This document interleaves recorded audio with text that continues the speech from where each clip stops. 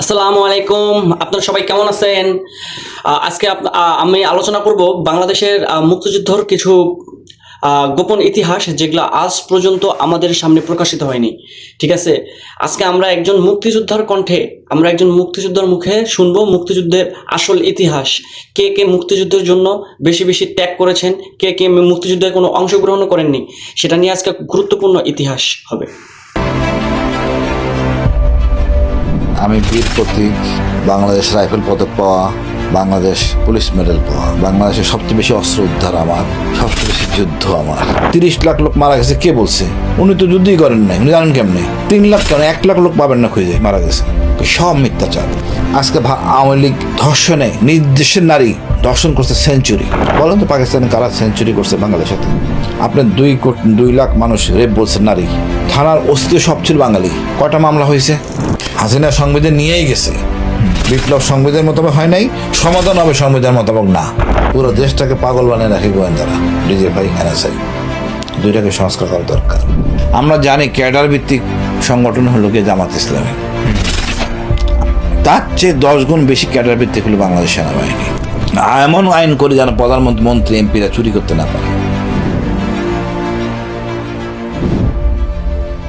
আপনার শিক্ষা প্রতিষ্ঠানের ম্যানেজমেন্ট করে ফেলুন সম্পূর্ণ ডিজিটালাইজড। ব্যবহার করুন তালমি ক্লাউড স্কুল বা মাদ্রাসা ম্যানেজমেন্ট সফটওয়্যার। সফটওয়্যারটি সম্পূর্ণ ফ্রি ট্রায়াল নিতে এখনই কিউআর কোড স্ক্যান করুন বা কমেন্টে দেওয়া লিঙ্কের ফর্মটি ফিল আপ করুন।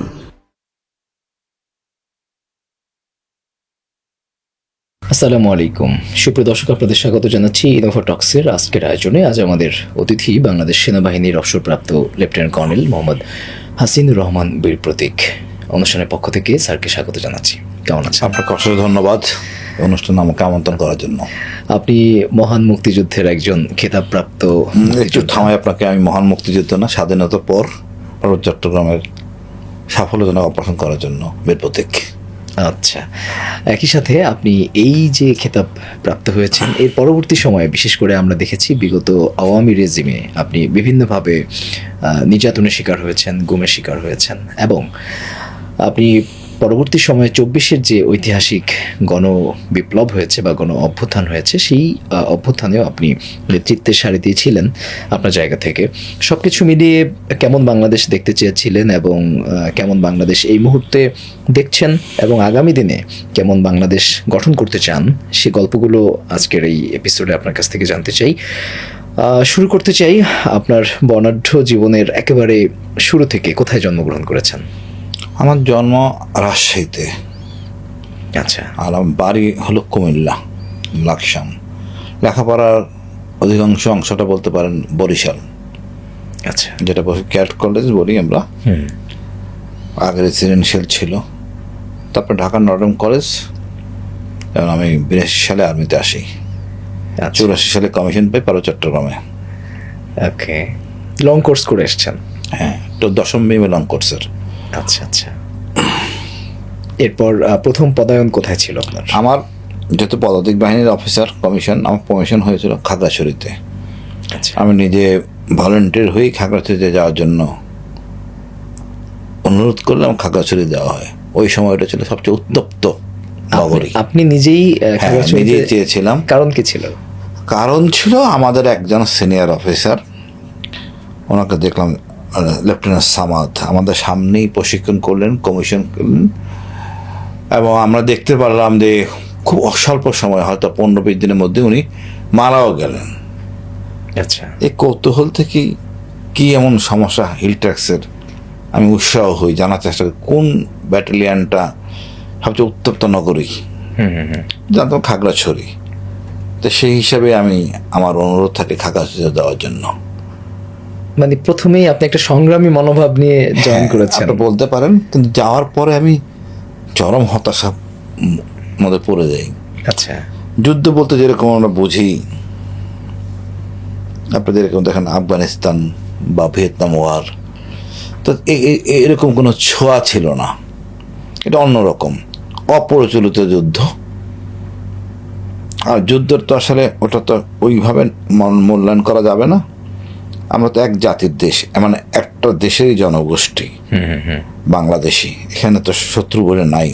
যারা অস্ত্রধারী সন্ত্রাসী তারা সন্ত্রাসী, সবাই তো শত্রু না।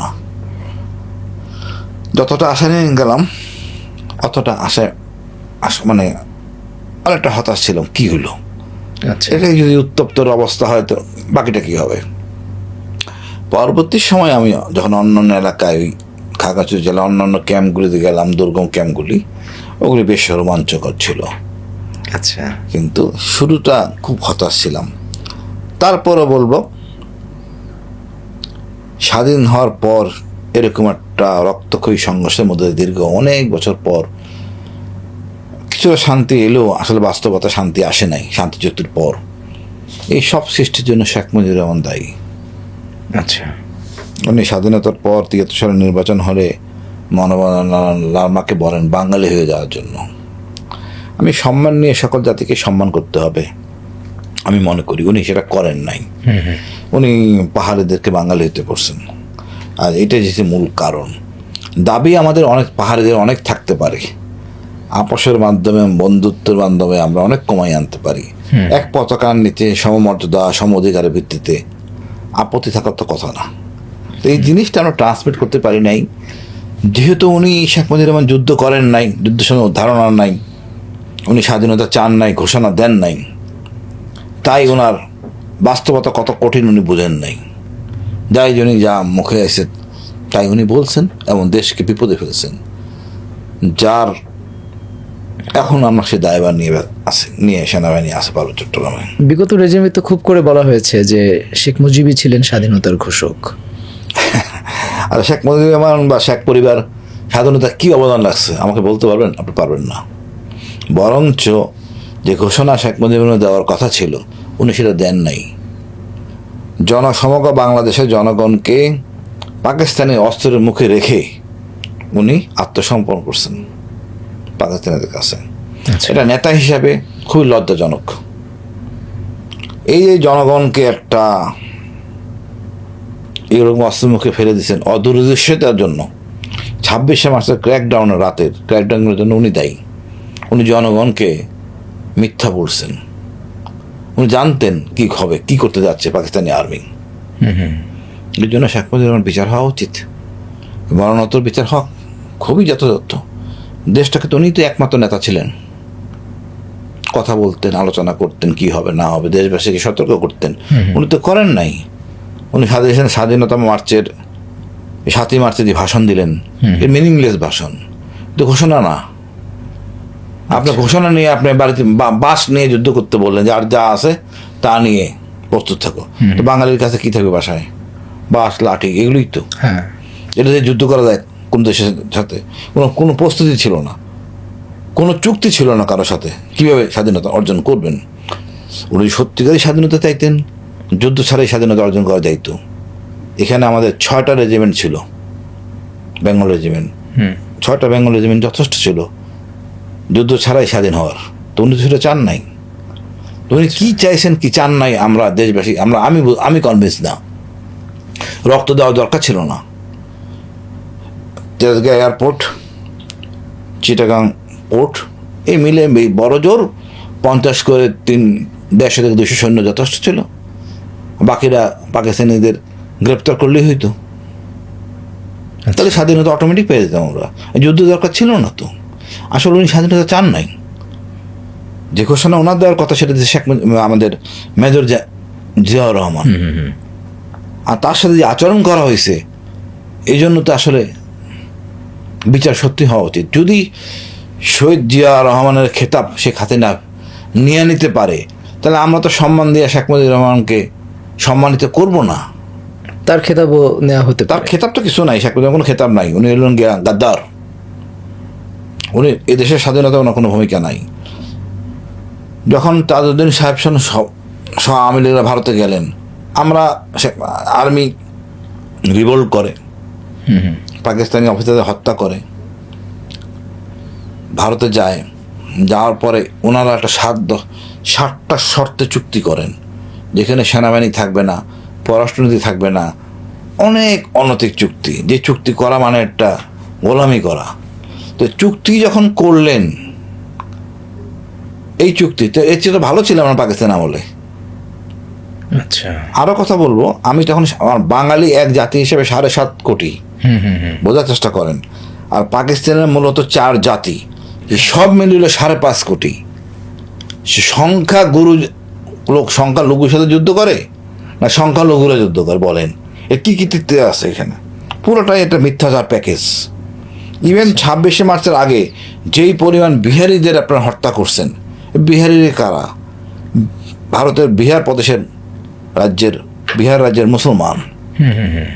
পাকিস্তান তাদের আশ্রয় দিছে। আপনারা যদি দেখেন মিরপুর এলাকা, হ্যাঁ, 1, 10, 10 এই এলাকা 2.25 কাঠা জমি প্লট, এটা হলো গিয়া আপনার শরণার্থ শিবির বলতে পারেন। এক একটা লোককে 2.25 কাঠা করে প্লট দিছে। এখানে আজকে মনে করেন 7 তলা বানাইয়া লোকজন থাকতেছে। কত দূরদর্শিতা, কত মহানুভবতা, কতটা উদার হয়ে এই শিবির ছিল, বানানো হয়েছিল যে তোমরা এখানে থাকো, ঘরগুলি বানাই দেওয়া হয়েছিল। আচ্ছা, এটা কি এই বিহারিদের মানে পাকিস্তান সরকার করেছে? পাকিস্তান সরকার করছে। 2.25 কাঠা করে জায়গা 2.25 দিয়েছে। কাঠা পুরা মাঝখানে, পুরো বিহারি সব প্রজেক্ট 2.25 কাঠার প্রজেক্ট। কথা হলো এরা রোহিঙ্গাদের মতো পাকিস্তানে আশ্রয় নিয়েছিল। আজকে রোহিঙ্গা যেরকম দেখেন, হ্যাঁ হ্যাঁ হ্যাঁ। সেই রকম হ্যান্ডেল করছে পাকিস্তান। আর এই পাকিস্তানের আপনি বলেন কি সমস্যা করছে পাকিস্তান? আজকে আওয়ামী লীগ ধর্ষণে নির্দেশের নারী ধর্ষণ করছে সেঞ্চুরি। বলেন তো পাকিস্তানে কারা সেঞ্চুরি করছে বাঙালির সাথে? আপনি 2 লাখ মানুষ রেপ বলছেন নারী, থানার অস্তিত্ব সব ছিল বাঙালি। কয়টা মামলা হয়েছে রেপের মামলা? মামলা করতে কে নিষেধ করছে বলুক? বলতে পারবেন না। সব মিথ্যাচার। 30 লাখ লোক মারা গেছে কে বলছে? উনি তো যুদ্ধই করেন নাই, উনি জানেন কেমনে? 3 লাখ কেন 1 লাখ লোক পাবেন না খুঁজে মারা গেছে। সেনাবাহিনী যুদ্ধ করছে, তার মরণে তার মানে 1000 খানি মারা গেছে না সন্দেহ দেখতে হবে আমাদের, বাট না অতটুকু না।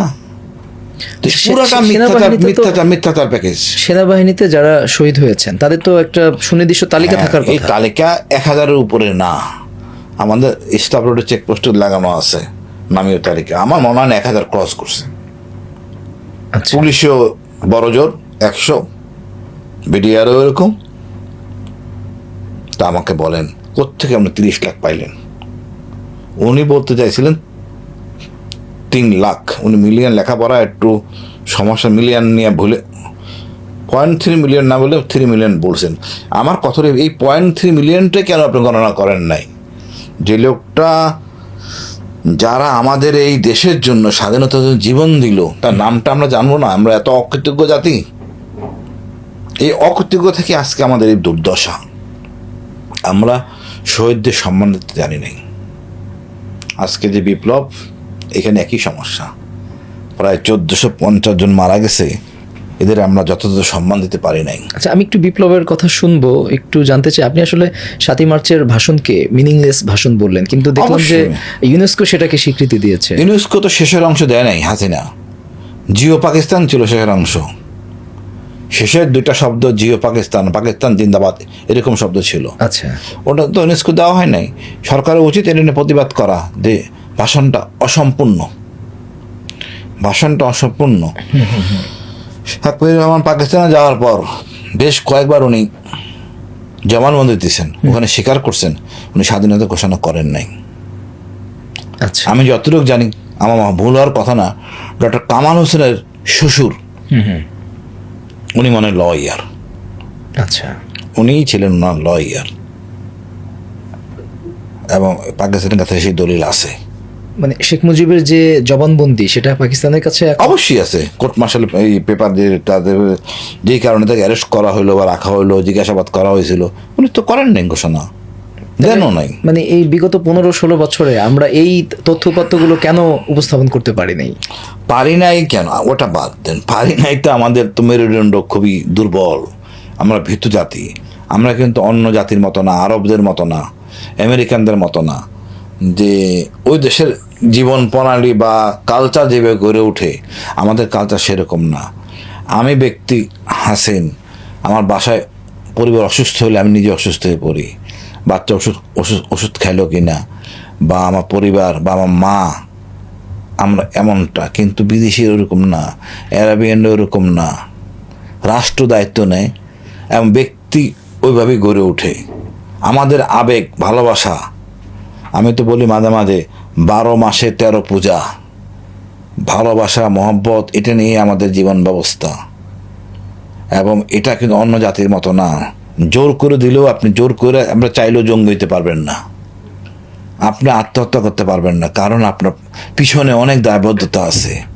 আপনার বউ, বাচ্চা, মা, বাবা, অনেক। এটা একটা বিশাল মূল্যবোধের জায়গা। এই গরিব মানুষ গরিব হয়ে যাবে, মাইর খাবেন নিজে, তাও চাইবেন না তার পরিবার কষ্ট পাক। নিজে কষ্ট করবে বাবা, পরিবারকে নিরাপদে রাখবে, ইভেন মাও। কিন্তু যখন আপনি বাচ্চার গায়ে হাত দিবেন, তখন তার কাছে যা আছে, দা বৈঠার লগি, তা দিয়ে লাফায় পড়বে। এই অংশটাই হলো গিয়া আমাদের 5ই আগস্ট। আমাদের পিছিয়ে যাওয়ার পথ নাই, সামনে যাওয়া ছাড়ার উপায় নাই। এটি হলো 5ই আগস্ট, বিপ্লবের লাস্ট পান্ড। আমরা অতটা অত্যাচারিত, নিপীড়িত হয়েছি। এইটা যে আমাদের যে ভালো মানে আবেগ, ভালোবাসা, আপনি দেখবেন আমাদের বিবাহ শাদী, মারা গেলে এই যে আমাদের আদর, কান্না, মায়া, এটাই আমার কালচার। এটাকে নিয়েই দেশটাকে করতে হবে, আমাদের নিয়ম কানুন করতে হবে। আমরা এটা করি নাই। আমরা ব্রিটিশের নিয়ম কানুন শুনে করে আমরা এখন বিপদে। ব্রিটিশ এদেশে নিয়ম কানুন করছে শাসন করার জন্য, শাসনের মধ্যে দিয়ে শোষণ। আমরা তো ওইভাবে করি নাই। ব্রিটিশ আমলে আমরা বলতাম সরকারি মাল দরিয়ায় ঢাল। তো ওই সরকারি মালটা ছিল ব্রিটিশের, টাকাগুলি ব্রিটিশ নিয়ে যেত। এখন তো এই টাকাটা আমার সম্পদে আসতেছে। সুতরাং আমি ইচ্ছে করলে ট্রাক পড়তে পারি না, বাস পড়তে পারি না, আগুন লাগাতে পারি না। এটা আমার টাকা, আমার মানে আমার জনগণের টাকা। আমরা মূল্যবোধ সম্পন্ন জাতি ছিলাম, যার প্রেক্ষাপটে জলদস্যুরা, স্প্যানিশ জলদস্যু বলেন, ভাস্কর গামা বলেন, ব্রিটিশরা বলেন, এরা সব জলদস্যু। আমাদের সকল সম্পদ লুট করে নিয়ে গেছে। নিয়ে করে তারা এখন মানে সভ্য জাতি হয়েছে, আমরা অসভ্য হয়ে গেছে। কারণ আমরা, আমাদের ধর্মটা এসে পরে, বেসিক্যালি আমরা হিন্দু ভীতু এবং ওই যে পূজা পার্বণ নিয়ে ব্যস্ত। ধর্ম আর এই কালচারের সাথে সমান ম্যাচিংটা ঠিক মতো হয় নাই। এই ম্যাচিংটা হইতে পারতো যে সত্যিকার ইসলামটা এখানে আসতো। আমাদের ইসলামটা এসে আবেগ, ভালোবাসা দিয়ে। ইসলামটা এসে সূরা ফাতিহা পড়ে পানি পড়া দিয়ে, আচ্ছা, এক লাইনে নিয়ে আসা হয়েছে নামাজ পড়েন। এটা ছিল বিরাট একটা অ্যাচিভমেন্ট। ওদের গোত্রের সমস্যা ছিল, জাতিগত সমস্যা, একসাথে খাওয়ার পছন্দই আসে না, হিন্দু ধর্মের জাতিভেদ প্রথা। এই একসাথে নামাজ পড়া, শুধুমাত্র পানি পড়া দিয়ে রোগ ভালো হয়ে যায়, এটা বিশাল অ্যাচিভমেন্ট। সূরা ফাতিহার গুণ, মহব্বত। তো সেই জিনিস থেকে আমরা মুসলমান হয়েছি আস্তে আস্তে। বাট এটাকে আমরা ব্র্যান্ডিং ঠিক মতো করতে পারি নাই, কোনটা শরিয়া সম্পন্ন, কোনটা অনৈতিক। আমরা ওই যে রয়ে গেছি, অন্যের সম্পদ খাওয়া যায়, একটা বাড়িতে ঢিল মারা যায়, অন্যের সম্পদ চুরি করে আম খাওয়া যায়, কাঁঠাল খাওয়া যায়, এইগুলি আমাদের মধ্যে ঢুকে গেছে। এটা যে বড় অপরাধ, এটাকে আমরা মূল্যায়ন করি নাই। রাইট স্যার, আপনি 1971-এর সময় তো ছোট্ট হয়তো 9-10 বছরের একজন বালক ছিলেন, এবং সেই মুহূর্তে আপনি হয়তো স্কুলে পড়াশোনা করতেন। পরবর্তীতে আপনি যেমনটি প্রথমে আমাকে বললেন যে আপনি পরবর্তী লাইফে আপনি বীর প্রতীক খেতাব পেয়েছেন। 71 যুদ্ধের পরবর্তী সময়ে এভাবে বীর প্রতীক খেতাব কতজনকে দেওয়া হয়েছিল আনুমানিক? তাও পারবে চট্টগ্রামে, আসলে আমরা ইতিহাসটা তো জানি না। অনেক অফিসার আমাদের মারা গেছে, সৈনিক মারা গেছে, যুদ্ধ হয়েছে। এই হিল ট্রাক্সের, এই ভারত পার্বত্য চট্টগ্রামের শান্তিপ্রিয় জাতি চাকমা মানো, এদেরকে অশান্তি সৃষ্টি করছেন, এদেরকে প্রশিক্ষণ দিয়েছেন, লোভ লালসা দেখাইছেন, অস্ত্র তুলে দিয়েছেন। এরা আমাদের গায়ে অস্ত্র তুলে মারছে। পুলিশ মারা গেছে, আর্মি মারা গেছে, বিডিআর মারা গেছে, আনসার মারা গেছে, সাধারণ বাঙালিরা প্রচুর মারা গেছে। এটা কত সালের ঘটনা? এটা তো হলো 75 সাল থেকে, শেখ মুজিব মারার পর থেকেই শুরু হয়েছে। আচ্ছা, আপনি ভাবতে পারবেন না কিভাবে আমাদেরকে মারা হয়েছে, এবং ওই তুলনায় আমরা তো ওরকম হইতে পারি না। একটা অসভ্য আচরণ করলে তো আমরা অসভ্য আচরণ করতে পারি না। এটা তো এই জিনিসটাকে রিপেয়ার করা দরকার ছিল, রিপেয়ারটা ঠিক মতো হয় নাই। হিলটাসের সমস্যাটা কার, কোন মন্ত্রণালয় হওয়া উচিত, এটাই আসলে ডাউটে আছে লোকজন এখনো। এটা তো স্বরাষ্ট্র মন্ত্রণালয়ের সমস্যা। আমরা ইনএইড করব, আর্মি সাহায্য করবো স্বরাষ্ট্র মন্ত্রণালয়। আমি তো জানি, আমি অনেক ক্যাম্প করছি, নিজে বসে থেকে থেকে সৈনিক দিয়ে ক্যাম্প বানাইছি। এটা তো আমার করার কথা না। এটা তো করে স্বরাষ্ট্র মন্ত্রী ক্যাম্প বানাই দেবে, আমি আমার ঠিকানা বানাবো, আমি যুদ্ধ করব, পানির লাইন থাকবে। আমরা পানি আনতে জীবন শেষ পাহাড়ের মধ্যে।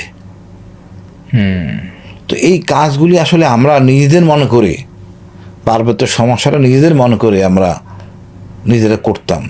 আপনি একই অফিসারের, একই র্যাঙ্কের দুজন অফিসার বিডিআর চাকরি করে যে বেতন পায়, আর্মিতে একটা হিলটাস সে বেতন পায় না। বিডিআরের টিএ ডিএ হাউস রেন্ট অনেক পাওয়া যায়, তা আর্মির লোকেরা পায় না। কারণ কি? কারণ অজ্ঞতা, লজ্জা আর দেশপ্রেম। কি টাকা পয়সা নিয়ে অফিসার কথা বলে নাকি? ইভেন একজন যে মনে করেন মৎস্য কর্মকর্তা অথবা কৃষি কর্মকর্তা, খাগড়াছড়িতে পোস্টিং হয়েছে, উনি একটা বাড়ি ভাড়া পান, উনি হাউস রেন্ট পান, সব কিছুই পান, হিলটাসের মোতাবেক হিলটাসের ভাতাও পান। তো আমরা সেনাবাহিনী অফিসাররা পায় না, কারণ সেনাবাহিনীর অফিসারের যেই মেসে থাকার কথা সেই মেসেজে থাকে না, সুতরাং তাকে তো হাউস রেন্ট দিতে হবে। আচ্ছা, সেটা পায় না সে। আমরা চিন্তাও করতে পারি না এই টাকা হাউস রেন্ট নিব।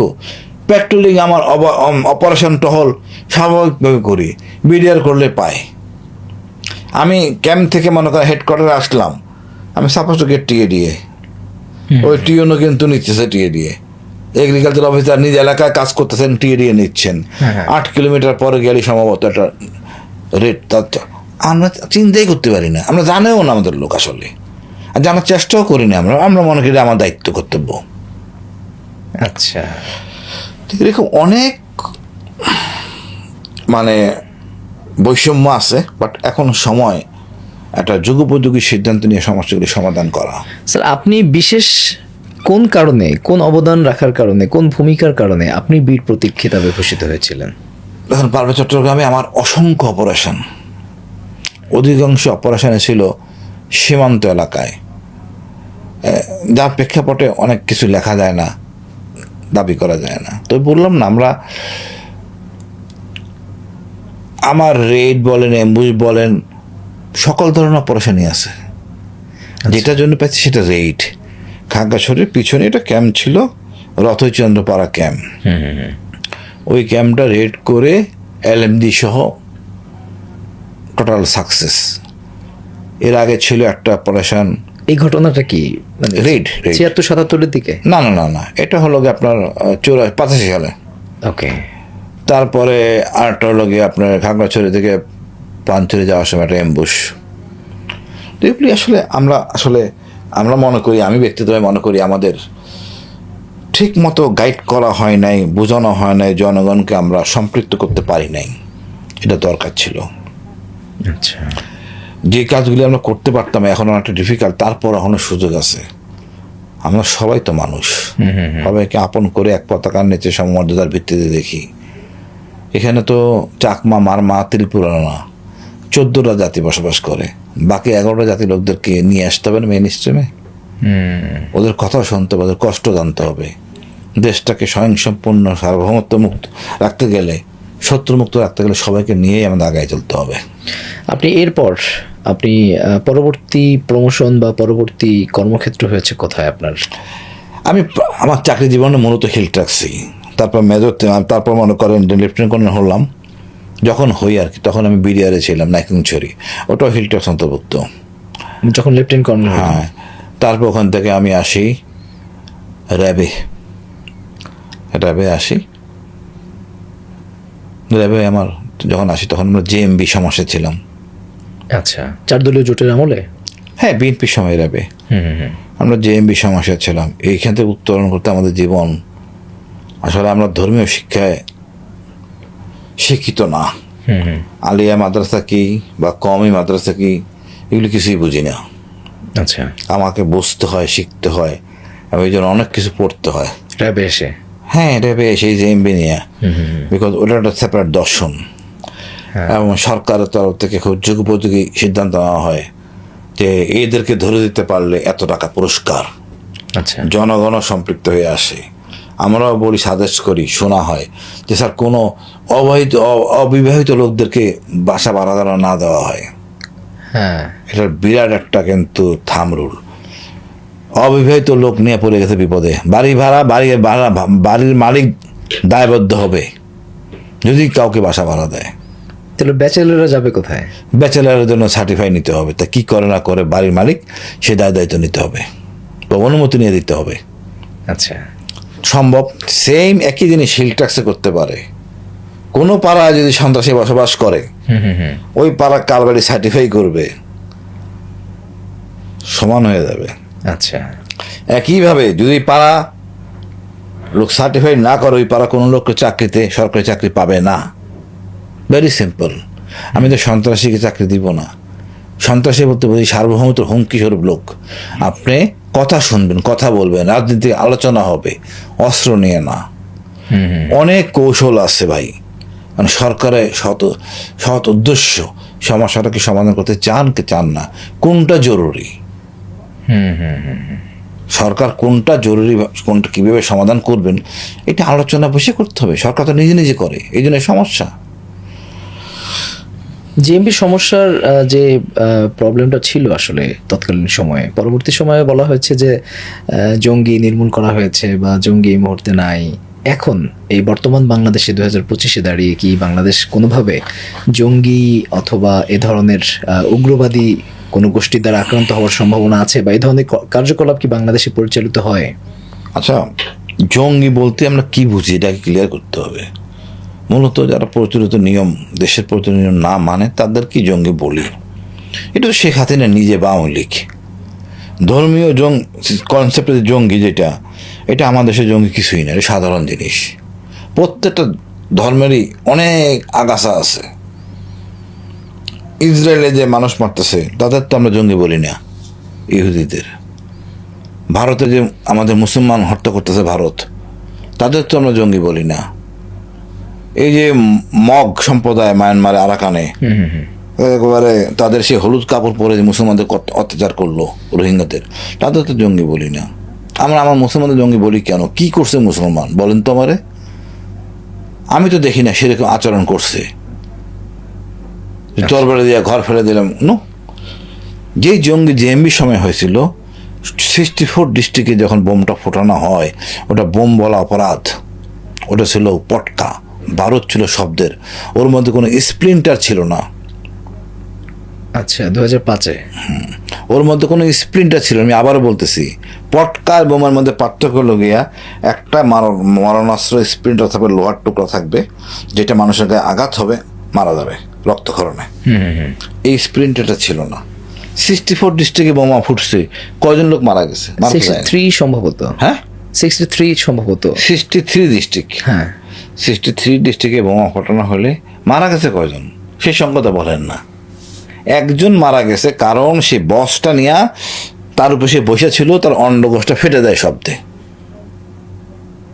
শব্দে ফেটে যায়। বুঝতে পারছেন?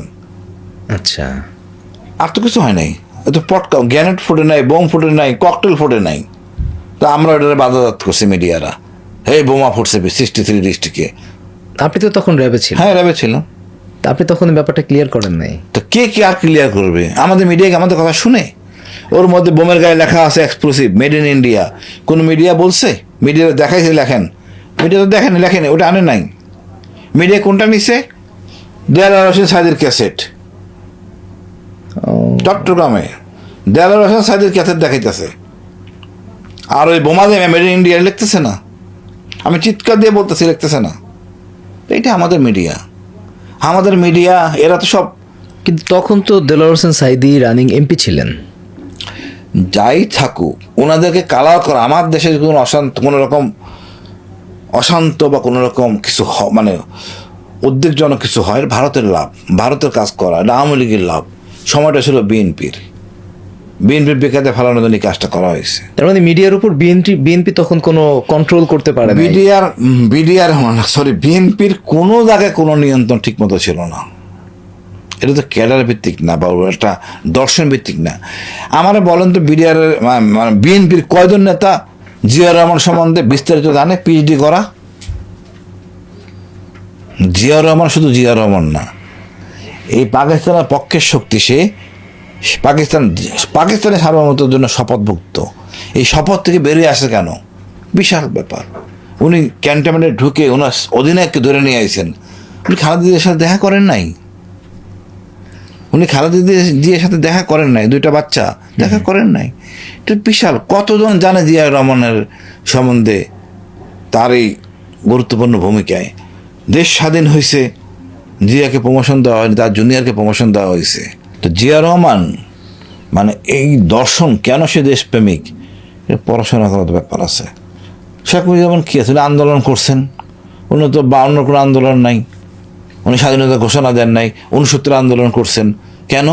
পাকিস্তানের প্রধানমন্ত্রী হওয়ার জন্য। এটা নিয়ে তো মানুষে মানে ডক্টরেট নিয়ে শেষ, অনেক কিছু, অনেক আন্দোলন। তো শেখ মুজিব গ্রেপ্তার ছিলেন। না, এই কারণে গ্রেপ্তার ছিলেন না।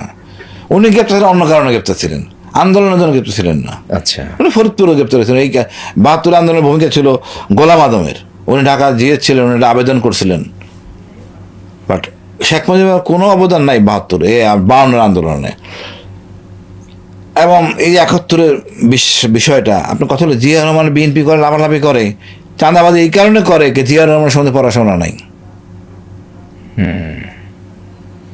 এবং জিয়া রহমান কতখানি দেশপ্রেমী ছিলেন, খাল খনন, তারপর মনে করেন এই ইন্ডিয়ান সেন্টিমেন্ট। তারপরও তো ভদ্রলোক কখনো উচ্চ বাক্য করেন নাই। প্রথমবার প্রমোশন বন্ধুকে দিছে জুনিয়র, তারপরের বারও তারা দিছে। এই যে 75 বিপ্লব, এই ব্যক্তিটা যে মুক্তিযোদ্ধা, এটা তো অস্বীকার করার কোনো কিছু নাই। আর একজন খাস মুক্তিযোদ্ধা যারা দেশে জীবন বাজি রেখে যুদ্ধ করেছেন, অস্ত্র উদ্ধার করেছেন, তারা কিন্তু মিথ্যা কথা বলবে না। তো তারা যদি মিথ্যা কথা না বলে, তাহলে কি আগের ইতিহাস কি মিথ্যা, না এর কথা মিথ্যা? কেন হয়েছে? ডালিম ফারুক এরা কেন বিদ্রোহ করছে? এটা নিয়ে কি আমরা জানি? পড়াশোনা করি না। এমন অতিষ্ঠ পর্যায়ে চলে গেছে, তখন না মায়ের উপায় ছিল না। এছাড়া আর কোনো সেকেন্ড অপশন নাই। হত্যা আমি পছন্দ করি না, কিন্তু এখানে এছাড়াও অপশন নাই। স্যার, সেনাবাহিনীতে অ্যান্টি ইন্ডিয়ান যে সেন্টিমেন্ট, এই সেন্টিমেন্টটা কত পার্সেন্ট সেনাবাহিনীর সদস্য তারা আসলে লালন করেন?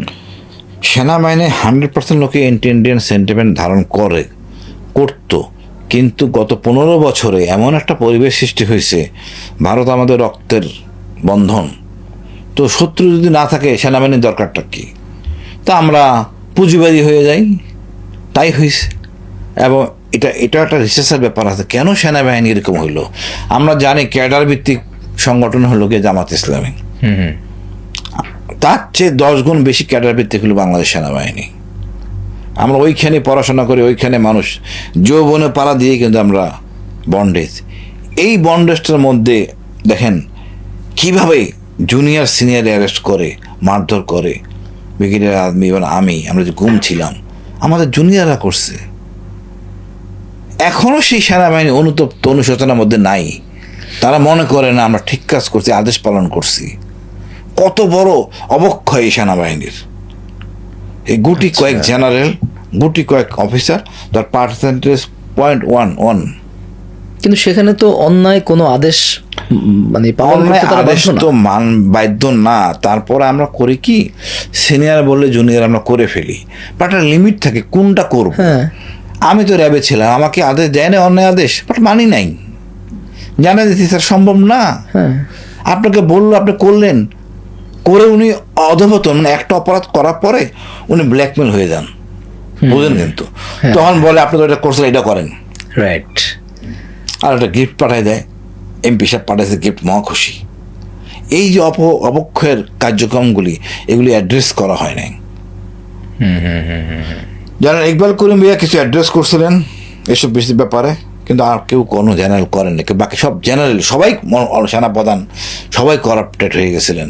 বিকজ আসলে হাসিনার ক্ষমতা এমন জায়গায় চলে গেছিল, এর পিছনে দায়ী ডিজিএফআই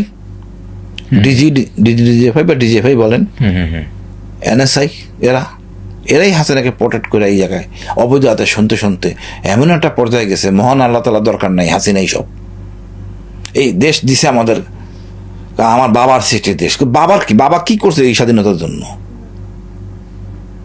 এখন সময় হয়েছে ভাবার, কেন স্বাধীন হইলাম, হয়ে কি লাভ হইলো, কি হয় নাই। এখন আমি বলতে যাচ্ছি, সার্বভৌমত্ব রক্ষার জন্য পাকিস্তানের সাথে চুক্তি করেন, চীনের সাথে চুক্তি করেন। আমি তো পাকিস্তানে ছিলাম, কি উপকার করলাম, কি লাভটা হইলো? কিন্তু আপনি তো শেখ মুজিবের অবদানকে একেবারে অস্বীকার করছেন, কিন্তু জুলাই সনদে আমরা দেখতে পাচ্ছি যে শেখ মুজিবের ছবি নিয়ে সেখানে কথা হচ্ছে যে শেখ মুজিবের ছবি থাকাতে কোনো আপত্তি নাই। শেখ মুজিবুর রহমানের ছবি থাকবে প্রেসিডেন্ট হিসাবে, নট ধারক বাহক হিসাবে। নো, তাহলে তো আপনি যত ইচ্ছা মতো president ছিল- বলতে পারেন না বঙ্গবন্ধু, গণভোট নিয়ে বলতে হবে বঙ্গবন্ধু। আমি বলতে পারি না আমি হাসির বঙ্গবন্ধু। নো, গণভোট হইতে হবে বঙ্গবন্ধুর দাবিদার কিনা, জাতির জনক কিনা। জাতির জনক তো প্রশ্নই আসে না। আমরা আগে পাকিস্তান, ভুলে যাবেন না, আগে পাকিস্তান কেন হয়েছি? বাঁচার জন্য, ধর্মকে আঁকড়ে ধরে পাকিস্তান হয়েছি। আমি আবারও বলতেছি আপনাকে, পাকিস্তান হয়েছি বাঁচার জন্য। কার থেকে? হিন্দুদের থেকে, আচ্ছা, হিন্দুদের নির্যাতন থেকে বাঁচার জন্য পাকিস্তান হয়েছে, এবং ধর্মকে আঁকড়ে ধরে। সেইখান থেকে আমরা বাংলাদেশ হয়েছি। যেই কাহিনীগুলি বলা হয়েছে তার 90% মিথ্যা, আচ্ছা। যার 90% মিথ্যা। পাকিস্তান কি শোষণ করছে বলুক তো? তাহলে আমাদের স্বাধীনতার পর আমাদের সমস্যা কি ছিল? স্বাধীনতার পর কেন দুর্ভিক্ষ হইল? পাকিস্তান হলে তোফায়েল রাজ্জাকরা হয়তো মন্ত্রী হইতে পারতো না, এটা সত্য। তাদের লাভবান হয়েছেন। আওয়ামী লীগের গুন্ডা বান্ডারা মন্ত্রী হয়েছে, সাধারণ জনগণের উপকার হয়েছে আমি মনে করি না। আজকের এই প্রান্তে 50 বছর পরে এসে আমরা দেখতেছি যে আমাদের এখন সার্বভৌমত্ব রক্ষার জন্য চুক্তি করতে দরকার। কাদের সাথে চুক্তিটা হবে? চুক্তি যার জন্য মূলত কারা চুক্তি? ভারতের যারা শত্রু তাদের সাথে আমার চুক্তি করতে হবে। শত্রু আমার বন্ধু। তো ভারতের শত্রু পাকিস্তান, ভারতের শত্রু চীন, এই দুইটার সাথে মূলত চুক্তি করতে হবে। পাশাপাশি যদি আমরা ভালো মডার্ন ইকুইপমেন্টের জন্য আমেরিকাকে না খেপানোর জন্য নেটোর টার্কি চুক্তি করতে হবে সার্বভৌমত্ব রক্ষার জন্য। এই চুক্তি এমন হওয়া উচিত, আমার দেশ হুমকিতে পড়লেই সবাই একযোগে। মানে কি, আমি সার্বভৌমত্ব হুমকিতে পড়লে না আমি এটা ব্যবহার করব। হ্যাঁ, তো সার্বভৌমত্ব হুমকি যখন পড়বে তখন আমি কেন ছাড় দিব? কোনো প্রশ্নই আসে না। Right. এখানে তো ভয় পাওয়ার কিছু নাই। তুমি আমার সার্বভৌমত্ব নিয়ে ঝামেলা করো না, আমি কিছু করবো না, জিনিসটা পরিষ্কার। তো সহজ সরল জিনিসটা যদি না বোঝে লোকজন, খালি ডিফেন্স, নো ডিফেন্স প্যাক্ট, এটা সার্বভৌমত্ব রক্ষা চুক্তি। কিন্তু আমরা এন্টি ইন্ডিয়ান এস্টাবলিশমেন্টের কথা বলছি বা যে একটা সেন্টিমেন্টের কথা বলছি, কিন্তু দেখা যায় যে কালচারালি তাদের যে ফিল্মগুলো রয়েছে বা তাদের যে গানগুলো রয়েছে অথবা তাদের যে খেলাধুলার যে একটা মানে একটা সংস্কৃতি রয়েছে, এই সব কিছুতে আমাদের সোসাইটির, আমাদের বাংলাদেশের অনেক তরুণ প্রজন্ম কিন্তু তাদের সাথে অনেকটা সম্পৃক্ত। তো এই জায়গা থেকে তরুণ প্রজন্মকে বের করে আনবেন কিভাবে? দেখেন, বের করে আন না, আপনাকে মূল্যবোধ নিয়ে আলোচনা করতে হবে, সবাইকে শিক্ষিত করতে হবে। যে শিক্ষার মানদণ্ড হবে, আগেকার দিনে ছিল আদর্শলিপি, যে গুরুজনকে সম্মান করতে হবে, বড়জনকে সম্মান করতে হবে, রোগীদের সেবা করতে হবে, মিথ্যা কথা বলা যাবে না। এই মূল্যবোধ, এই জিনিসগুলি অবক্ষয় হয়ে গেছে। মিথ্যা বলা যাবে না, ঘুষ খাওয়া যাবে না, তারপরে উপঢৌকন নেওয়া যাবে না। এগুলো তো ইসলামের কথা না, এটা সর্বজনীন।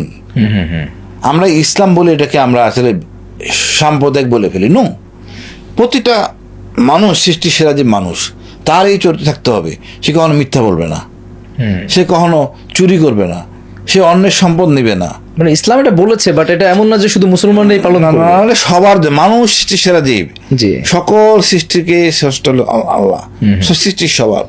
সুতরাং সবার জন্য ইসলাম বলে তকমাটা লাগে আমাদের, সবার সাধারণভাবে লাগে। তুমি মানুষ, তোমার এই গুণ থাকতে হবে, রাইট। তারপর আর বিতর্কে আসে না। আমরা এটাকে বেশি বাড়াবাড়ি করতে গিয়ে আমি জঙ্গি হই। আমাদের তো দেখেন, ভারত এত কিছু করে, তাদেরকে আমরা জঙ্গি বলি না। আমাদের বলে কেন? কারণ বেশি বাড়াবাড়ি করি এসব জিনিস নিয়ে। সাধারণ জিনিস, তোমার তো এটা ঘুষ খাবা না, এটাই তো নিয়ম। তো তুমি তো মানে কতটা অবক্ষয় হইলে দেখেন নির্বাচন নিয়ে এখন তো দেখতেছেন নিজ দলে মারামারি। পৃথিবীর একমাত্র দেশ যার 99% লোক বাঙালি, 1% অন্য জাতের চাকমা বর্ব মারমা, আমাদের আপন গর্বের অলংকার আমাদের জাতের। কোথাও নাই যে 99% লোক এক জাতির, পৃথিবীর কোথাও নাই। আচ্ছা, বিশাল একটা শক্তি। স্যার আপনি র্যাবে ছিলেন তাহলে 4 দলীয় জোটের শেষ সময়টাতে। এরপর যখন আওয়ামী লীগ সরকার গঠন করলো আওয়ামী লীগ, তখন আপনি র্যাবেই ছিলেন না র্যাব থেকে আবারও সেনাবাহিনীতে ব্যাক? না না, আমি র্যাব থেকে চলে আসি 8 সালের শেষে। আচ্ছা, এসে আবার সেনাবাহিনীতে যোগ না, দিলেন? সেনাবাহিনীতে ছিলাম। এখানে যখন 8 সালের শেষের পরে তো নির্বাচনটা হলো। নির্বাচনটা হলে আপনার বিডিআর মেসাকার হয়। সেই সময়টাতে আপনি ছিলেন কোথায়? ময়মনসিংহে ছিলাম। আচ্ছা, তো যেহেতু আমি বিডিআর ব্যাটালিয়নে ছিলাম, বিডিআর প্রতি আমার একটা ফিলিংস আছে। 2টা ব্যাটালিয়ন আমি কমান্ড করি বিডিআর। এই ফিলিংসটা ছিল, এবং এই বিডিআর মেসাকারে আমরা খুব মানে সেনাবাহিনীর সাথে যা করা হয়েছে, অফিসারদের সাথে যা করা হয়েছে, মূলত আওয়ামী লীগ করছে। আমরা হতাশ ছিলাম। এই ফ্যাসিস্ট হাসিনা ঠিক তার পরের বছরই খালেদা জিয়াকে ক্যান্টনমেন্ট থেকে বের করে দেয় অনৈতিকভাবে। খালেদা জিয়া ক্যান্টনমেন্টে ছিলেন, যেই বাসাটায় ছিলেন প্রথম থেকে শহীদ জিয়ার সাথে স্মৃতি বিজড়িত বাসাটা, যে বাসা থেকে উনি মন্ত্রী ছিলেন, প্রধানমন্ত্রী ছিলেন খালেদা জিয়ার, প্রেসিডেন্ট হিসেবে ওই বাসায় ছিলেন। বাসা কিন্তু পরিবর্তন করেন জিয়া। এটা জিয়ার দর্শন। জিয়া তো পারতেন বিশাল বঙ্গভবনে থাকতে, অনেক জায়গায় থাকেন নাই তো। এই আর্মি ছোট কটার এর মধ্যেই এর প্রেসিডেন্ট হিসেবে ছিলেন। এত লাফালাফি করে বিএনপি, দর্শনটা বুঝে, জিয়ার দর্শনটা ব্যক্তিগত পর্যায়ের খরচ কতটা কম না হলেই নয়, সেটাই করতেন উনি। মৃত্যু ব্যয় বলতে যা বোঝায়, সেই বাসা থেকে তাকে বের করে দেওয়া হয়। এটা বড়, এটা নেওয়া যায় না। খালেদা জিয়া কাঁদতেছিলেন, তো ধাক্কা দিয়ে গাড়িতে উঠায়। স্যার বিডিআর বিদ্রোহে এখনো পর্যন্ত কিন্তু অনেক জওয়ানকে আমরা দেখছি যে অন্যায়ভাবে তারা জেলে আছেন বা তারা শাস্তি ভোগ করছেন। এই জায়গাটা কি আসলে কোনো সুরাহা সমাধান হয়েছে? কারো প্রতি কোনো অন্যায় হোক, এটা আমিও চাইবো না, কেউ চাইবে না। সুষ্ঠু তদন্ত করা যায় নাই, কারণ এক পক্ষকে বাঁচাইতে হবে, আরেক পক্ষকে মুখ বন্ধ করে দিতে হবে। যেহেতু দেখেন, তদন্ত করছে আওয়ামী লীগ, অপরাধ করছে আওয়ামী লীগ, মিডিয়া সব আওয়ামী লীগ, বিচার যারা করছে তারাও আওয়ামী লীগ, তাহলে আপনি কেমনে করবেন বিচার? কারো মুখ বন্ধ করার জন্য টাকা পয়সা দিয়ে ভাবিদের ঠান্ডা করছে, আবার কেমনে কোন লোকটা দেয় নাই ফেলছে সাক্ষীটাকে, ওকে ওরে মেরে ফেলো, রেখো না। এরকম অনিয়ম হয়েছে। সামগ্রিকভাবে আমরা দেখি যে আমাদের ট্রেনিংয়ের একটা অংশ, যে একজন অপরাধ করে সবাইকেই দণ্ড দেওয়া হয়। আচ্ছা, এটা শৃঙ্খলা বাহিনীর। তো সেই প্যাচে পড়ে গেছে অনেকে। তুমি অপরাধ করছো, তোমারও দেখছে ওই লোক এ অপরাধ করছে, বি তো দেখছে, তো বি কেন প্রতিরোধ করে নাই, সেও অপরাধী। তো সার্বিকভাবে এই অপরাধ করে নাই বললে হবে না, অপরাধ কম বেশি সবাই করছে, বাট মাত্রা অতিরিক্ত দণ্ড হয়ে গেছে, অনেকে দণ্ড শেষ হয়ে গেছে, ছেড়ে দিতে হবে, রাখার কোনো এখতিয়ার কারণ নাই। আমি মনে করি আমরা সবাই বাংলাদেশি, আমরা সবাইকে ক্ষমা করে স্বাধীনভাবে বসবাস করার সুযোগ করে দিই। বলতো সবারই কি হয়েছে, কম বেশি বলতো সবারই ভুল। যে দেশের রাষ্ট্রপ্রধান টাকা চুরি করে, যে হাজার হাজার কোটি টাকা চুরি করে, আমার মনে হয় একটু বিবেচনা আনতে হবে সব কিছু। এত কঠোর হওয়া যাবে না। এক বাহিনী আর্মিতে আমার খেয়াল ছোটোখাটো অপরাধে বাড়ি পাঠিয়ে দিই, হলে আমার সেনাপ্রধান চোর, আমার প্রধানমন্ত্রী চোর। এখানে একটু এখন এই জন্য বলবো না সবাই চোর হই, প্রধানমন্ত্রীকে আগে সাইজ করি, এমন আইন করি যেন প্রধানমন্ত্রী, মন্ত্রী, এমপিরা চুরি করতে না পারে। আমরা আগের জায়গায় থাকি। সবার জন্য খাদ্য, সবার জন্য শিক্ষা, সবার জন্য চিকিৎসা, এগুলি আমরা করতে, মৌলিক অধিকারগুলো নিশ্চিত করা দরকার। আপনি 2011 সালে প্রথমবারের মতো সম্ভবত গুম হয়েছিলেন। সেই সময়টাতে আপনি সেনাবাহিনীতে কর্মরত ছিলেন এবং সেই সময়টাতে কি ময়মনসিংহে ছিলেন? ময়মনসিংহ ক্যান্টনমেন্টে ছিলাম। আচ্ছা, রাতেবেলা অফিস থেকে আমাকে নিয়ে যাওয়া হয় গাড়িতে, পিস্তল মাথায় ঠেকাইয়া গাড়িতে মাস্ক পরে, মানে চোখ বেঁধে। আপনি তখন মানে সেনাবাহিনীর কোন র্যাঙ্কে ছিলেন? Lieutenant colonel. মানে আপনি তখন একজন লেফটেন্যান্ট কর্নেল এবং আপনাকে কর্নেল। শুন না ভাই, আমি বীর প্রতীক, বাংলাদেশ রাইফেল পদক পাওয়া, বাংলাদেশ পুলিশ মেডেল পাওয়া, বাংলাদেশের সবচেয়ে বেশি অস্ত্র উদ্ধার আমার, সবচেয়ে বেশি যুদ্ধ আমার। আমি গর্ব করতে না লাগে না, আমি করতে হয় না, সবাই করে। এবং আমাকে উঠে নিয়ে ওই যে ধমক দেখানোর জন্য, অবস্থাদেরকে ভয় আতঙ্কে রাখার জন্য বিডিআর ম্যাসাকার করলাম, খালেদা জিয়ার বাই করে দিলাম, হাসিন রে আটকায় ফেললাম, মুখ বন্ধ, সবাই থামো, সবাই আমাকে নেতা মানো। আমাকে গুম করে নিয়ে 43 দিন ফ্লোরে ফেলে রাখে, চোখ বাঁধা অবস্থায়, হাত বাঁধা অবস্থায় ফ্লোরে। আজকে অনেক সেনাবাহিনীর অফিসার অনুরোধ করেন হাসিন, অনুরোধে কিছু নাই এখানে, আপনারা প্রলোভনে পড়ে হন, যেই কারণে হোক এই জুলুম করছেন। আমি সর্বাধিক অপরাধ, যত বড় কঠিন অপরাধী করি না কেন আমি, আমাকে আপনি গুম করতে পারেন না, এটা পরিষ্কার। সেনা আইন এটা আপনাকে এই ক্ষমতা দেন নাই। আপনি উচিত ছিল বলা সেনা আইন কঠিন আইন, এই আইনে বিচার করা, তাইলে সমস্যাটা হইতো না। এখন সমস্যা আপনি পড়ে ফেলছেন। কি অপরাধ করছি আমি, তাহলে সেই অপরাধে আমার দণ্ড দিতেন। তারপরে তো অপরাধ খুঁজে পান নাই, চেষ্টা আমার স্কোপও নাই, আপনারা ভুল তথ্য নিয়ে ভেদাল করছেন। বাট আমি এই জিনিসটা লজ্জার, মানে ওই ধরনের সেনাপ্রধান, জেনারেল মবিন সেনাপ্রধান ছিলেন, একটা অথর্ব, একটা মেরুদণ্ডহীন জেনারেল, এদের কি আমরা চয়েস করি যেন শাসন করতে সুবিধা হয়। বুঝতে পারছেন, আমাদের দুর্ভাগ্য জাতির। এরপরে জেনারেল দেখেন, জেনারেল আজিজ, জেনারেল শফিউদ্দিন, এদের গুণগত মান এত সুন্দর, কিছু বলার নাই, রাষ্ট্র হতাশ। তো এই জেনারেল রেখে লাভটা কি? আমাদের এই জেনারেল দরকার নাই, আমাদের এই জেনারেল দরকার নাই। আমরা আমাদের মতো করে দেশ গড়বো, আমাদের মতো করে সেনাবাহিনী বানাবো। রাইট। আপনি 43 দিন তাহলে গুম ছিলেন তখন? 43 দিন গুম, তারপর কোর্ট মার্শাল করতে 7 মাস প্লাস বসে কোর্ট মার্শাল করে। এই কোর্ট মার্শালে আমার কোনো ডিফেন্ডিং অফিসার দেওয়া হয় নাই, আমার ডিফেন্স আমাকেই করতে হয়। তারপর আমাকে জেলে পাঠায়, জেলে পাঠায়ও শান্তি হয় নাই, জিএমবি দিয়ে আমাকে মারার চেষ্টা করা হয়। প্রথমে জেলখানায় প্রথমে শীর্ষ সন্ত্রাসী যারা ছিল তাদের ওখানে রাখে আমাকে, পরে আবার দেখলাম আমি তাদের সাথে ম্যানেজ করে ফেলছি, তারপরে রাখে আমার জেএমবিদের সাথে ছেলে, এবং শায়েক আব্দুর রহমানের ছেলে, ও কিন্তু আমার হাতে আহত হয় গুলিতে কুমিল্লায়। আচ্ছা, তাকে বলে দেওয়া হয় এই লোকটা তোমারে মারছে, তুমি তাকে মারো। আর সে আমাকে বলে, নাবিল, শায়েক আব্দুর রহমানের ছেলে, কর্নেল তোমাকে আমরা হত্যা করব। আচ্ছা, মানে সরাসরি জেলখানাটা বললো? হ্যাঁ, পাশের রুমে রাখছে আমাকে। আপনি চিনে জেল জীবনটা কত কষ্টের ছিল বোঝানো যাবে না। জেনারেল ইকবাল করিম ভুঁইয়া আমাকে ডিভিশন দিয়েছেন, আমাকে ডিভিশন দেওয়া হয় নাই। আমি বীর প্রতীক, ডিভিশন এমনিই পাই। তারপরে আদালতের মাধ্যমে রিট করে ডিভিশন নেওয়া হয়, তাও দেয় নাই। এই সব কিছুর জন্য দায়ী জেনারেল তারেক সিদ্দিকী আর মেজর জেনারেল মামুন খালেদ। উদ্দেশ্যপূর্ণ আমাকে মারতে হবে, আমি এলাম মানে ভারতের চোখে আমি জন্ম থেকে এন্টি ইন্ডিয়ান, এবং এন্টি ইন্ডিয়ানে আমি ওদের কথা শুনি নাই, কাজ মানে 111 সময় রয়ের কথা শুনি নাই, সুতরাং আমার রাখা বড় ডিফিকাল্ট। আর আমার অনুসারী অনেক অফিসার আমার কথা শুনে বোঝে। এইটা ছিল আসলে, মানে কি বলবো, মানুষ কত নিচে নামতে পারে।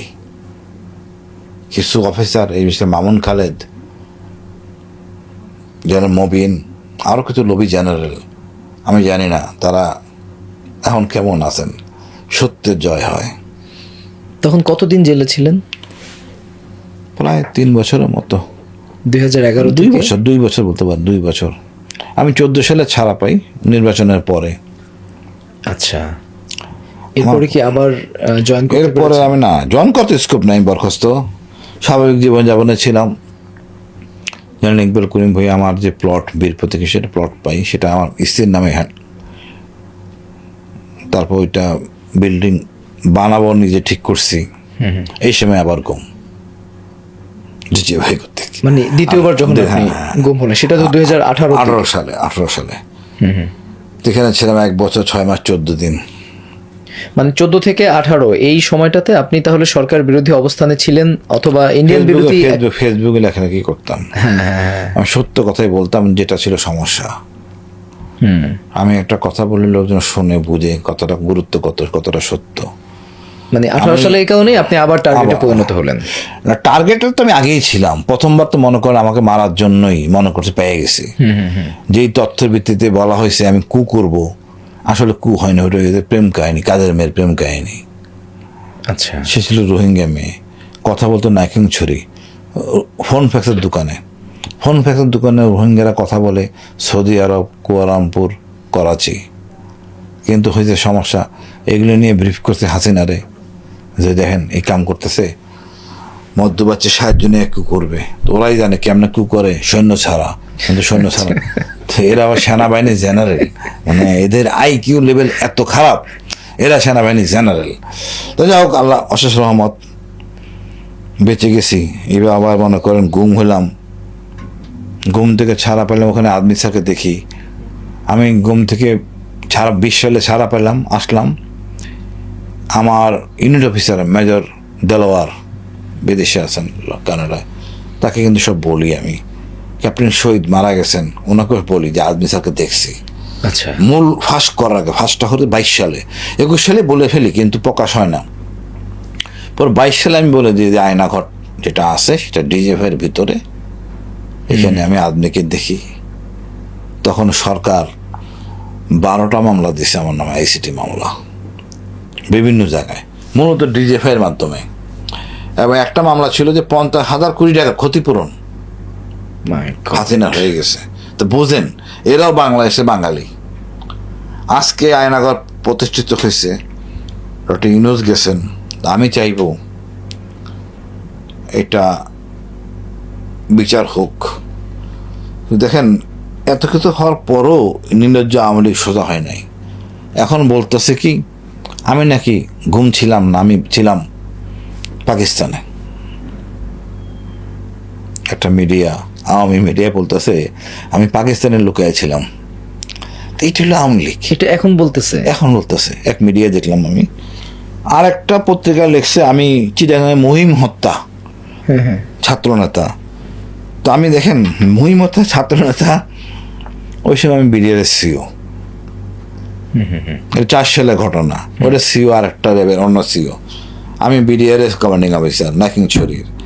তার 2 দিন আগে আমার অস্ত্র সহ সাফল্য অপারেশন আছে, তার 2 দিন পরেও আছে। তারপর লজ্জা হয় না। ওই সময় মোহাম্মদ আরাফাত ATN টকশো করে আমারে যথার্থ ওই 12টা মামলা সহ, আমি উদ্দেশ্যপূর্ণভাবে বলতেছি আমি বিএনপির লেসপেন্সার। এটাই আওয়ামী লীগ। সুতরাং আমি এতদিন বলতাম এক কথা, এখন বলি এই আয়নাঘরগুলি ধ্বংস করা যাবে না, এটা চিরতরে রেখে দিতে হবে মিউজিয়াম হিসাবে, হোক সেনাবাহিনীর ভিতরে। বেকন তাহলে আওয়ামী লীগের সুবিধা পাবে বলে এটা ছিল না। এবং এই আয়নাঘর সকল বিদেশি রাষ্ট্রদূতকে দেখাইতে হবে, দেখেন কেমন ছিল আয়নাঘর। না হলে এখন এই কথা বলতেছে, আর ক্ষমতা আসলে তো উল্টা আমাকে ধরবে, তুমি এটা মিথ্যা কথা বলছিস। ইভেন এই সরকারের সময় আমি আয়নাঘর প্রতিষ্ঠিত করছি, দেখাইছি, বলছি, আমাকে ভিত্তিটি নেওয়া হয় নাই। কারণ ওই যে বললাম না, রন্ধে রন্ধে রয়ে গেছে 16 বছরের আওয়ামী লীগ। আমি তো দেখাই দেবো, এই রুমে ব্রিগেডিয়ার আজমি ছিল, মারুফুজ্জামান ছিল, ইকবাল চৌধুরী ছিল, আমি এখানে ছিলাম, এই সেই বাথরুম। এগুলো তো সমস্যা। আপনি এটা কোনো ফোরামে আওয়াজ তোলেন? হ্যাঁ, আমি রাগ করে বই লিখে ফেলছি পরে, আয়নাঘর তুমিও আমি, একটা বই মাহমুদুর রহমান ভাই এটা উদযাপন করছেন, খুলে মানে মুখবন্ধ ছিলেন, করছেন, লিখছেন। মানে মানুষকে তিতা বানানো হলো গিয়া, না বানালে আসলে কি করবো, মানে বড় দুঃখজনক। আমাদের এটাই গুম খুন, এটা খারাপ অধ্যায়। আপনি পরে বুঝতে পারলেন কিভাবে যে আপনি আসলে ঠিক ওই জায়গাটাতে ছিলেন? এটা তো একটা কৌশল ছিল। আমি বুঝছি যে আমাকে আয়নাঘরে নেওয়া হয়েছে, ডিজেফাই নিয়েছে। বাট কোন ডিজেফাই? পোস্ট অফিসের পিছনে একটা ডিজেফাই আছে, ঢাকা ডিট, সেইখানে না কচুক্ষেত বোঝা তো ডিফিকাল্ট। বাট মসজিদের 5টা আজান শোনা যাইতো। কচুক্ষেতের আয়নাঘরে সব লোকই ডিউটি যারা করতো, খাবার নিয়ে আসা, বাথরুম নিয়ে যাওয়া করা, সবগুলি আমরা এক একজন এক এক রুমে থাকতাম। ছোট্ট রুম, বিছানাটা ছাড় পোকায় ভরা, বিশ্রী একটা অবস্থা। এটা বলা যায় মানে যারা ডিউটি করতো মূলত এমওডিসির লোক ডিউটি করতো। আর কিছু শারীরিক যোগ্যতায় মনে হয়তো 5 ফুট মানে ভাড়া করা লোক, আচ্ছা, বেশি চড়া দামে হয়তো কাজ করতো। এগুলি পরিষ্কার পরিচ্ছন্ন করতো সেনাবাহিনীর সদস্যরা, মানে এমওডি আমাদের ওখানে বলি এনসি, নন কম্বাটেন্ট, পরিষ্কার করার জন্য যারা আসে। তো আমরা তো হ্যান্ডেল করে অভ্যস্ত, এনসি করে ডাক দিলে রেসপন্স করতো। তারপরে মনে করেন আমি দেখছি যে এমওডিসি ডিউটি করার মধ্যে একটা ছেলেকে আইডেন্টিফাই করছি যে আবেগপ্রবণ, হাতের মধ্যে সিগারেটের দাগ, তো প্রেম ঘটিত কেস, তো বলছে আমারে। আচ্ছা, তা আমি একবার বলতাম যে তোমরা এত কাছে একটু যমুনা ফিচার প্লটে দেখে আসো কেমন, কারণ ওটা যে বানাইছে বাবুল, সে ছিল সৈনিক। আচ্ছা, তুমি ওই কাজ করতেছো সৈনিক, তুমি বড় হইলে কি হবা? ওই বাবুল পিস্তল চুরি করে যমুনা ফিচার বানাই ফেলছে। হ্যাঁ, কাদের সিদ্দিকী লান্স কর্পোরাল ছিল, সার্জেন্ট হেমায়েত সেরা একটা সেনা কমান্ডার। গায়ে লাগতো। তো একদিন আমি সবসময় খোঁচাইতাম, গেছিলা। তো আমি তো জানি ওই জায়গায় আমি না। তো আমি বললাম আপনি কোথায় আছেন? আমি আছি গুলশান 2 এটা ডিজিফাই সেফ হাউস আছে। তো ওইটা বলতাম ওরে, আমি গুলশান 2 ডিজিফাই সেফ হাউস না এখানে। তো বেড বানলাম 10,000 15,000 করতে করতে 1 লাখ আসতে হয় না, এর মধ্যে স্বীকার করে ফেলছে আপনি কচু খেতে আছেন। এই কথা বলার পরও তো কথা নাই, কারণ আমি বললাম ঠিক আছে, তুমি তো গাদ্দারি করে ফেললা ডিজিফাইয়ের সাথে, যাও তোমার। আচ্ছা, ও কিভাবে বুঝলো যে আপনি ওকে 1 লাখ টাকা দিতে পারবেন? এটা তো আবেগপ্রবণ লোক, সবাই তো কথা করবেন না, আপনি তো বলবেন না। ওর গায়ে সিগারেটের সিল মারা বা চিহ্ন, আবেগপ্রবণ, বুঝতে পারছি যে মালটা কাজে লাগবে, খেপে যাবে। সব মানুষ খেপে না, তো সেন্সিটিভ জায়গাটা বুঝতে হবে। আর একাধারে যেন বলতেছি বারে এই মেয়ে গেল না, কেন গেল না, এই কারণ ছাড়া। বেশ কয়েকদিন বলা পরে তখন বললাম আমি সাথে সাথে, কিন্তু আমি আগে থেকে প্রিপেয়ার্ড ছিলাম। তুমি তোমার সুপারিনটেন্ডেন্ট, ওর এখানে যে কমান্ডার, সার্জেন্ট অথবা ওয়ারেন্ট অফিসার, মোটা করে একই সময় একজন ছিল, ডেকে নিয়ে আসো। কেন? তুমি যে তুমি যে ডিজিএফের কথাটা ফাঁস করে দিলা, তো গাদ্দারি করলা, তুমি তো চাকরি করতে পারবে না। তখন সে হাতে পায়ে ধরা শুরু করলো। তখন বললাম যাও আজমি স্যারকে সালাম দিয়ে আসো, স্যার কেমন আছে জেনে আসো। এটাও মানে আপনি কল্পনা করে বললেন? আগে থেকে তো প্ল্যান করে, আমি তো জানি ব্রেক একবার করাবো ওর দিয়ে আমি। আচ্ছা, বা সে তখন তার না করে তো উপায় নাই। এখন যা কিছু জানা দরকার সব আমি ভেরিফাই করতাম ওর কাছ থেকেই। হ্যাঁ, কিচ্ছু করার নাই। তো সে আমার জিম্মি পুরা তাদের সাথে বলে ফেলছে, আর না বলে দিব। আলটিমেটলি সেটাই হয়েছে আর কি। সুতরাং আমি নিশ্চিত সে দেখাই দিছে এদিকে ম্যাচ, এদিকে এই সেই সব, এটা বোঝাও যায় 5টা মসজিদের আজান কোনটা কি, এই আর কি। কথা হলো আল্লাহ যে প্রক্রিয়ায় আমাদের আনছেন, এটাই শ্রেষ্ঠ প্রক্রিয়া, ভালো প্রক্রিয়া। দেখেন বিচার প্রতিষ্ঠিত হবে। কিন্তু আপনাকে তো মানে আজমি স্যারের মতো বা হচ্ছে ব্যারিস্টার আরমানের মতো আপনাকেও তো আসলে আওয়ামী লীগ গুম করে রাখতেই পারতো, তারা আপনাকে ছেড়ে দিল। আমার পিছনে তো নৈতিক কোনো কারণ নাই। আজমি স্যার তো সির আছে, বাবা গালাম আজম, আমার তো সেটা নাই। আমার যেটা ধারণ করি আমি ইন্ডিয়ান ধারণ করি, বাট আমার গিয়ে সাহসিকতার একটা গর্বের জায়গা আছে আমার, যেটা সবাই আওয়ামী লীগ বিএনপি সবাই সব সেনা অফিসার পছন্দ করে। আল্লাহর অশেষ রহমত, এটা বলবো, তার একটা দয়া। এবার আমার মা বাবা সবার দোয়া, ভাই বোন সবার দোয়া, এবার আমার স্ত্রী বাচ্চারা সব অফিসারের কাছে, সিনিয়রদের কাছে আবেদন রিকোয়েস্ট করছে ছেড়ে দেওয়ার জন্য। তো কারণ তো বলতে হবে রে ভাই, আমারে কারণ বলতে পারে নাই। এই কারণ না বলার জন্য আমি 7 দিন না খেয়েছিলাম। আমি কি কারণে আমাকে আনা হয়েছে এটা কিন্তু বলতে পারে নাই ডিজিএফআই, বিকজ আমাকে তারা মেরে ফেলার পরিকল্পনা ছিল। আমাকে ধরার পরেই তার ধরতে দিয়ে বেদালে পড়ে গেছে। আমি আমার ব্যক্তিগত অস্ত্র, লাইসেন্স করা অস্ত্র ছিল, তা দিয়ে আমি প্রতিরোধ করি, প্রায় 10 মিনিট কন্টেন্ট করে রাখি। এবং তারাও ওই এরকম বেকায়দায় কাউন্টার ইয়েতে পড়ে নেই ঝামেলায়। তা আমাকেও কিডন্যাপ করছে, একটা কেয়ারটেকার তারাও কিডন্যাপ করছে। আচ্ছা, তারা হাউমাউ কাউ লেগে গেছে ওখানে। তো কিডন্যাপ হয় মূলত সাইলেন্ট, এটা তো মেসাকার হয়ে গেছে। তো প্ল্যান ছিল সাইলেন্ট করে আমার মারে ফেল দিবে, তো সেটা করতে পারে নাই। এখন এই জিনিস রাখাও ডিফিকাল্ট। তারপর আমাকে তারা সিদ্ধান্ত নেয় ছাড়ার, এবং 10 দিন ধরে আমাকে ম্যানেজ করার চেষ্টা করে, যেন আমি নানা রকম শর্ত দেওয়ার চেষ্টা করে। আমি রাজি হইনি, পরে ফাইনালে রাজি হয়েছি। শর্তটা কি, শর্ত কিছু না, 6 মাস ডিজিএফের নাম বলা যাবে না। আচ্ছা, আর আমি যে প্রথমে বললাম যে আমি কারণ জানতে চাইছি কি কারণে, এর বলতে পারে নাই কোনো কারণ, কিন্তু তাদের কারণ জানা নাই। যাকে মেরে ফেলা হয় তার কারণ জানার দরকার নেই। তো প্রশ্ন তো না, কোনো প্রশ্ন তারা করতে পারে নাই যে কি কারণ, প্রশ্ন তেমন কিছু প্রশ্ন না ছিল না। একটা খালি আজিজ নিয়ে প্রশ্ন ছিল, আজিজ দিয়ে, যারা আজিজকে নিয়ে আপনি ফেসবুকে ওখানে একটা আমার দেশ পত্রিকা একটা ইয়ে ছিল, কষাই আজিজ সেনাপ্রধান হচ্ছে। তো ওইটাই আমি লাইক শেয়ার দিয়েছিলাম, এতে প্রচণ্ড গরম।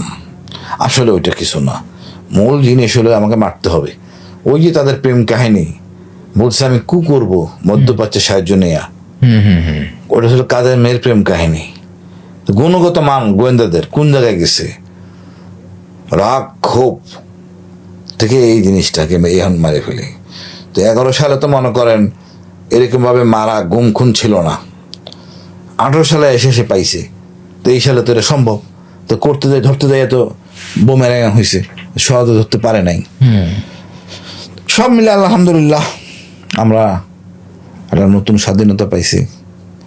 আইন শৃঙ্খলা রক্ষাকারী বাহিনী বা এই যে সেনাবাহিনীর কথা বলি বা ডিজিএফআই এর কথা বলি, তারা যে এই যে গোপন কার্যক্রম পরিচালনা করে, এটির আসলে সীমা কতটুকু হওয়া উচিত তদন্তের স্বার্থে বা নানান কারণে? ডিজিএফআই, পুলিশ সবারই একটা মানদণ্ড আছে। কোনো মানদণ্ড হাসিনার কোনো অত্যাচারের মধ্যে পড়ে নাই, এই সব কিছুর ঊর্ধ্বে চলে গেছে। উনি এই বাহিনীগুলিকে ব্যবহার করছেন নিজের দলীয় বাহিনী হিসাবে, জাস্ট দলীয় বাহিনী।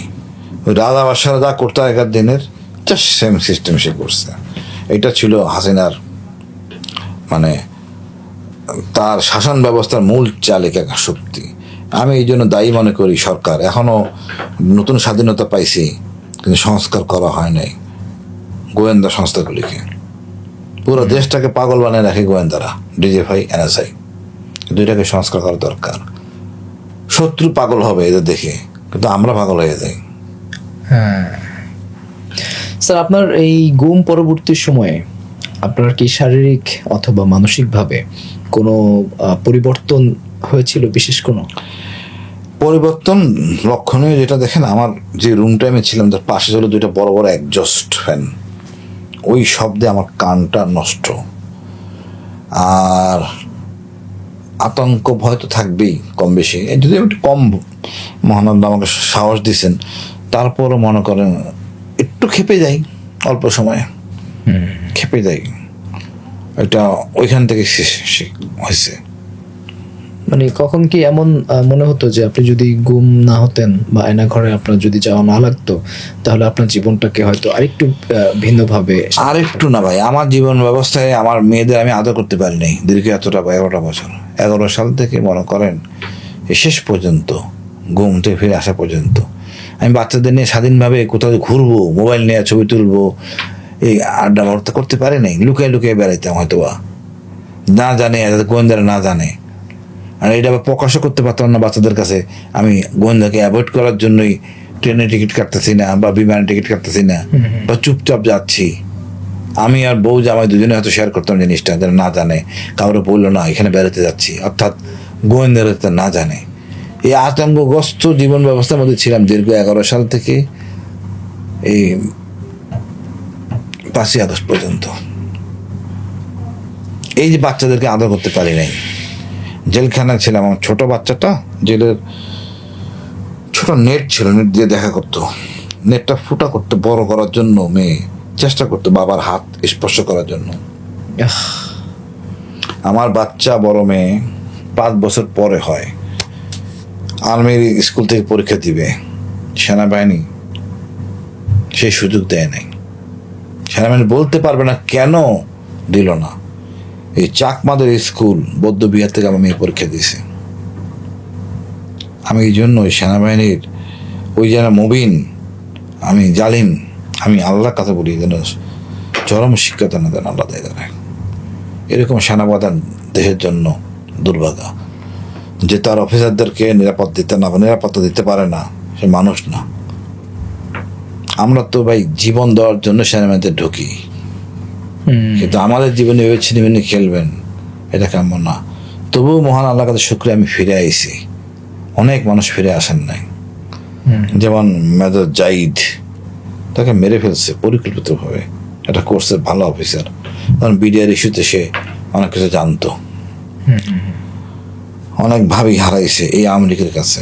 এই আওয়ামী লীগের গুণগান কিভাবে বিএনপি করে বা বিএনপিদেরকে আপন ভাবে, আমার তো মনে হয় এর একটা নির্বাচনে নিয়ে আসতে কঠোর, চায়। এবং আওয়ামী লীগের যারা সহযোগী করে তারা সবাই ফ্যাসিস্ট, জাতীয় পার্টি। যারা এই এমপির জন্য দাঁড়াইছে, এমন যেন ইব্রাহিম, ফ্যাসিস্ট। কোনো মার্সি করার কোনো স্কোপ নাই, কারণ এদেরকে যদি মার্সি করেন তাহলে আবার ফ্যাসিস্ট সৃষ্টি হবে। আমার দেশ কখনোই কাঙ্ক্ষিত লক্ষ্যে যাবে না যখন আপনি এদেরকে একটা ভালো একটা বিচার ব্যবস্থার মাধ্যমে জরুরি বিচার শেষ না করবেন। আপনি কি এই 5ই আগস্ট পরবর্তী সময়ে এই মুহূর্তে বাংলাদেশ বিনির্মাণের জন্য এককভাবে অথবা সংঘবদ্ধভাবে কি কি প্রচেষ্টা চালাচ্ছেন?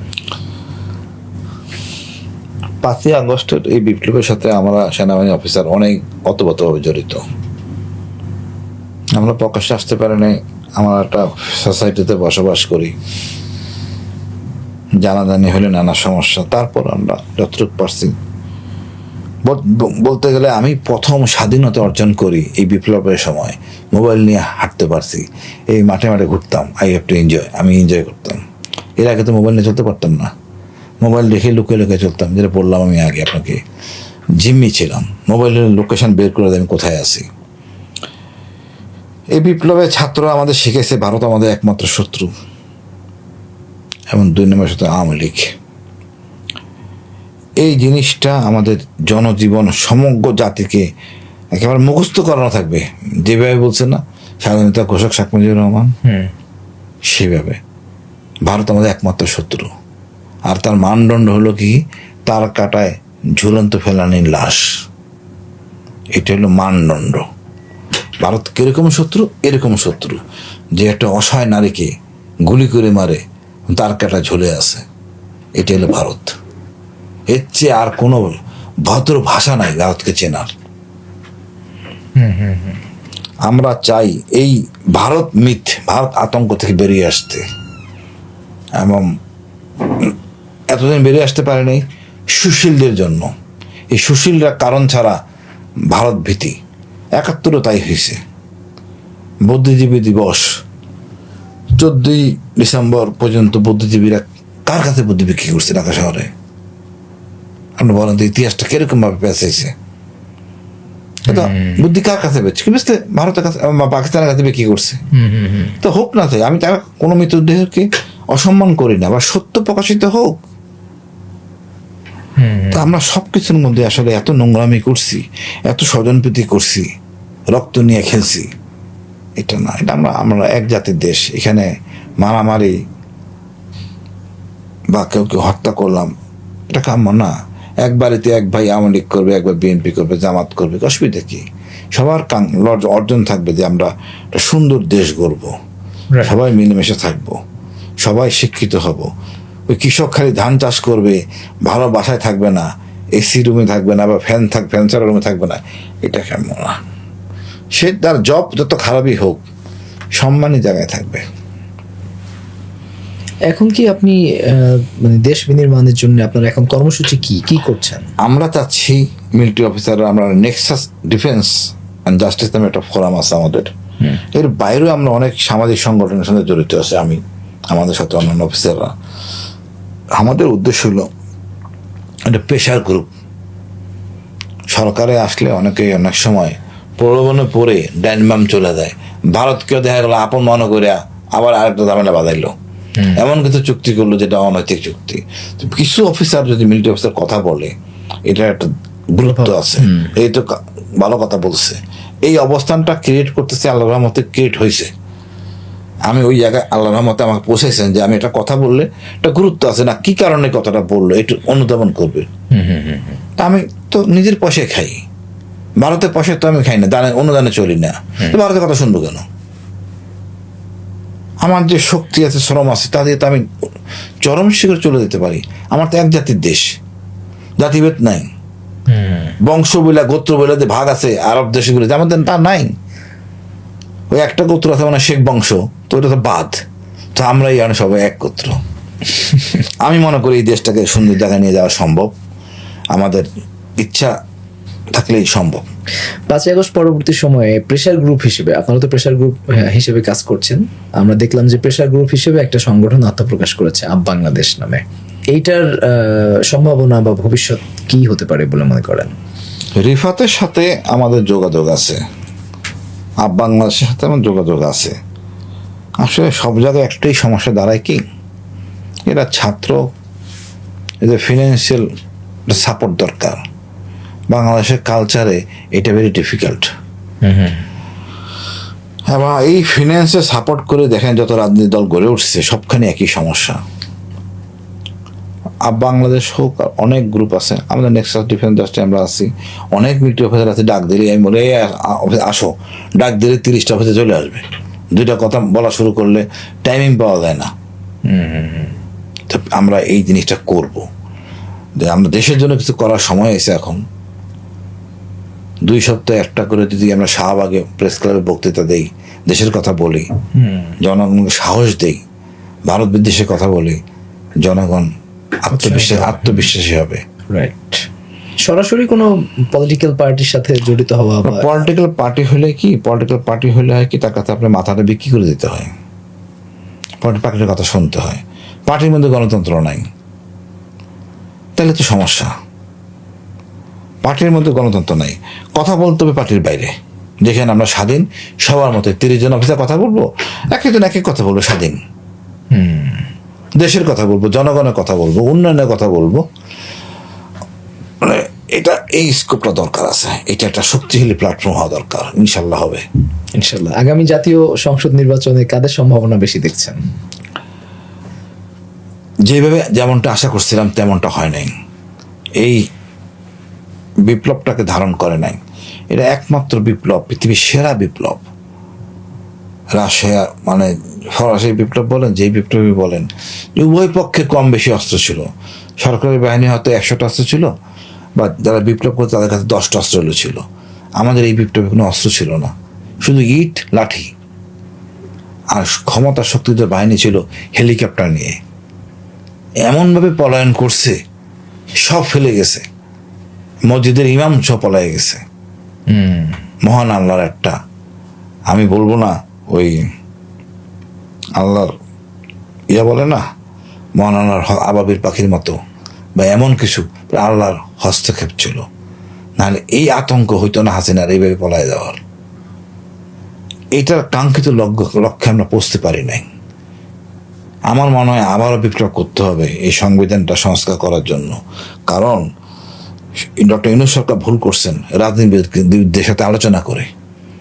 গত 15 বছর তো বিএনপি জামাত কেউ ছিলেন না রাজনীতিতে, আন্ডারগ্রাউন্ড ছিলেন, কেউ তো স্বীকার করেন না এই বিপ্লবটাকে। এই বিপ্লব তো নাহিদের, এই বিপ্লব তো নাহিদদের, ছাত্রদের বিপ্লব, আম জনতার বিপ্লব। কথা তো বলবেন এদের সাথে, কথা কেন বলতে গেছেন জামাতের সাথে, বিএনপির সাথে? বিএনপি জামাতে তাদের সাথে ছিল না, বলছে কখনো বিপ্লবের সময়? বলে নাই তো। যে সাহস নিয়ে বলতে পারে না তাকে স্বীকার করার দরকার নাই তো। যারা বলছে আমরা বিপ্লব করছি, ঢাকা ঘেরাও করো, ঢাকা আসো, তারাই সাহসী, তাদের সাথে কথা বলতেন। কিন্তু ম্যান পাওয়ার সাপ্লাই দেওয়া, ওটা logistics কোনো support- কথা না, আপনি কথা ভাই আপনার নিয়ত বলতে হবে। আমি জানি কারা ছিলেন, বাট আপনার উচিত ছিল কি এই বিপ্লবীদের সাথে কথা বলা, বিপ্লবীদের গার্জিয়ান শিক্ষকদের সাথে কথা বলার উচিত ছিল, ধর্মীয় নেতাদের সাথে কথা বলা। কারণ মাদ্রাসা অনেক শিক্ষক ছাত্র ছিল, হাজার হাজার ছাত্র মাদ্রাসা মাঠে ছিল, তাদের নেতাদের সাথে কথা বলা, আইনজীবীদের সাথে কথা বলা, আম জনতা সাংবাদিকদের সাথে কথা বলা। তাহলে বাংলাদেশের কি কারেকশন করতে হবে আপনারা করতে পারতেন। কারণ যারা এটা কারেকশন করতেছেন তারা সব ভিনদেশি। তালের এরিয়া সব বাংলাদেশে বহু বছর আসেন না, সমাজ কোন জায়গায় চলে গেছে তালের এরিয়া জানে না। যে সত্যিকার এই দেশের লোক গৌতম দাসকে বলা হয়তো আপনি করেন, তাহলে এই সমস্যা হইতো না। গৌতম দাস বাইরে যে বলতে ভাই আপনি করে দেন, কোনো সমস্যা হইতো না। এরকম মাহমুদ রহমান ভাই আছে, কোনো সমস্যা হইতো না। তো এক্সপার্ট সব বিদেশি, হইতেই পারে আস্থার জায়গায় লোক তাই করছেন, করে বিপদে ফেলাইছেন। সব কিছু কইরা তখন সব দলে ডাকতেন, এই ঘটনা করতে যাচ্ছি, আপত্তি থাকলে বলেন, কি আপত্তি, জনগণের ভাষা এইটা, আপত্তি না আপত্তি আপনি জনগণের বলেন, গণভোট, কোনো সমস্যাই থাকতো না। গণভোট মানে জনগণের কথা। আপনার ওই 2-3 জন লোক দলের লোকের কে দিয়েছেন কমিটমেন্ট যে আপনি আমার পক্ষে কথা বলবেন? তারা কিসের প্রতিনিধি? তো নির্বাচনই করেন গত 15 বছর। একটা লোক যদি কারো জমিতে 12 বছর থাকে, সে দাবি করতে পারে আমি 12 বছর ধরে আছি, এটা আমার দাবি। তো না, এটা বড় ভুল হয়েছে। রাজনীতি যে কলা কৌশল কিভাবে ক্ষমতা অপব্যবহার করবে। তবে আমি মনে করি ধর্মীয় নেতাদের সুযোগ আছে মানুষদের পরিবর্তন করার জন্য, সেটা করা হয় নাই। জুম্মার নামাজগুলিতে বলা উচিত, মূল্যবোধের কথাগুলি বলা উচিত, বাবা মার সেবা করো, শিক্ষকের কথা শোনো, মাদকে জড়াবে না, এগুলি জুম্মার নামাজে বলা হয় না। জুম্মার নামাজে রাজনীতিবিদদের আলোচনা হয়, লজ্জাজনক। সমাজ পরিবর্তনের জন্য জুম্মার নামাজ খুবই দরকার, খুতবার আগে, পরে খুতবার আগে। এখানে ইমাম সাহেবরা বলছেন নৈতিকতা, এইটা- মূল্যবোধ নিয়ে বলছেন। ব্যক্তিগত কেন হবে, রাষ্ট্রীয় সিদ্ধান্ত হবে। রাষ্ট্রীয় সমস্যা কি? মাদক, রাইট। মিথ্যাচার, নকল করা, স্বজনপ্রীতি, আরেকজনের হক নষ্ট করা, এগুলি আলোচনা হবে প্রতিদিন, মাথায় ঢুকবে বারবারে। ছোট বাচ্চা যাচ্ছে বাবার সাথে শিখবে, মানে স্কুলে থেকে শিখায় না।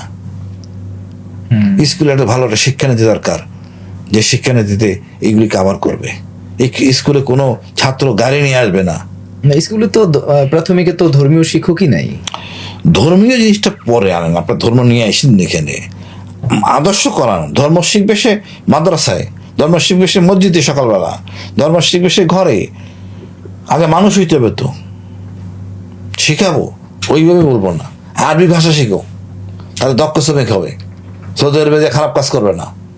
ওই আরবি ভাষা শেখার মধ্যে ধর্ম শিখা হয়ে যাবে, গল্পের মধ্যে নবীকে শিখে ফেলবে, অসুবিধা নাই তো।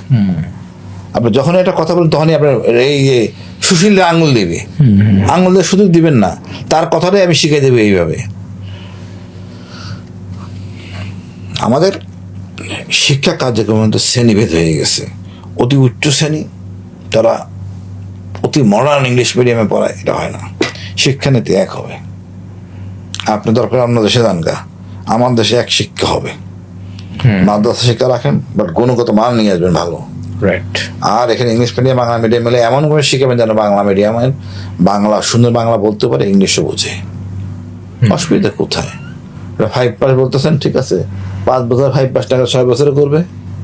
আপনি ওই আরবিটা শিখাই দেন, আপনি ভাষাটা, ভাষা নট হাদিস দরকার নাই, ও নিজেই পড়বে হাদিস, ভাষাটা শিখে যাবে সে। ক্লাস 5 পাস শেষ হয়ে যাবে, যেভাবে সে বাংলা বলে, ক্লাস 5 পাস করার পর বাংলা যেভাবে বলে সেভাবে আরবিও বলবে, ইংরেজিও বলবে।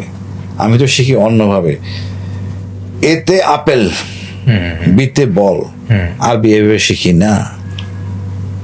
আরবিটা এভাবে শিখান, সিস্টেমটা তো ভুল হয়ে গেছে। রাইট। আপনাদের কতে কলা, খতে খাই, খতে খরগোশ, গতে গরু। তা আমি আরবিটা বেশি শিখবো না কেন বলুন তো আমাকে? এখন বললে তো বলবেন আপনি বেশি বুঝেন, আসলে না।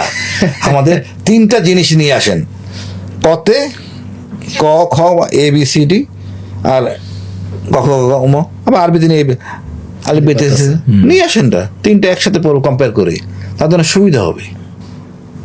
তাতে আসলে এই জন্য চর্চার রিসার্চ দরকার, খুব বেশি রিসার্চ দরকার নাই, আমরা চাইলেই পারি।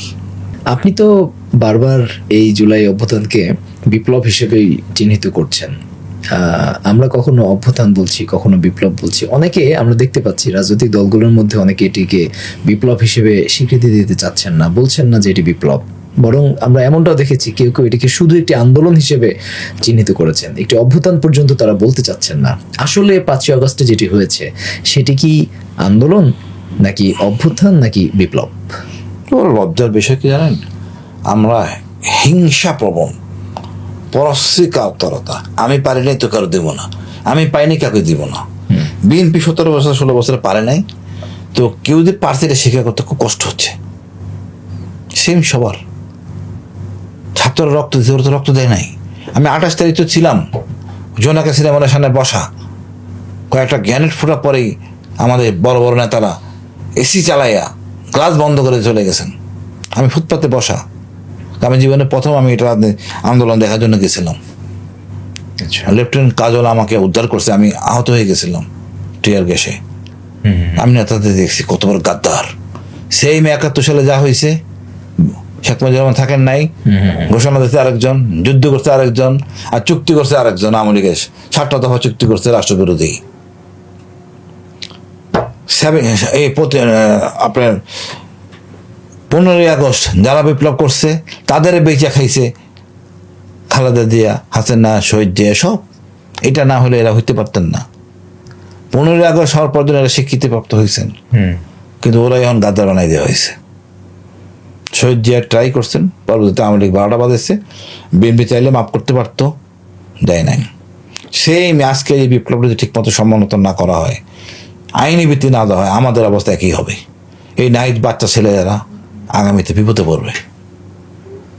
এটা অবশ্যই আদায় করতে হলে আরেকটা বিপ্লব লাগবে।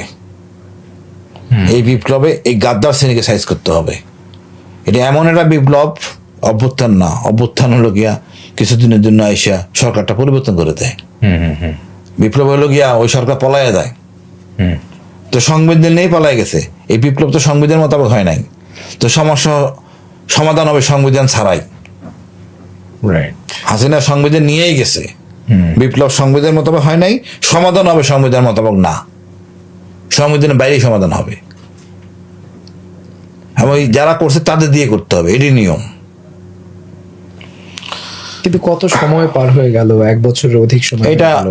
আমাদের এনজিও মার্কা সরকার, তাই এই সমস্যা হয়েছে। উনি তো ছিলেন না বিপ্লবে, তো উনি বুঝবেন কেমনে? আসিফ নজরুল ভাই আসলেন, তো উনিও একা মানুষ কতটুকু করবেন?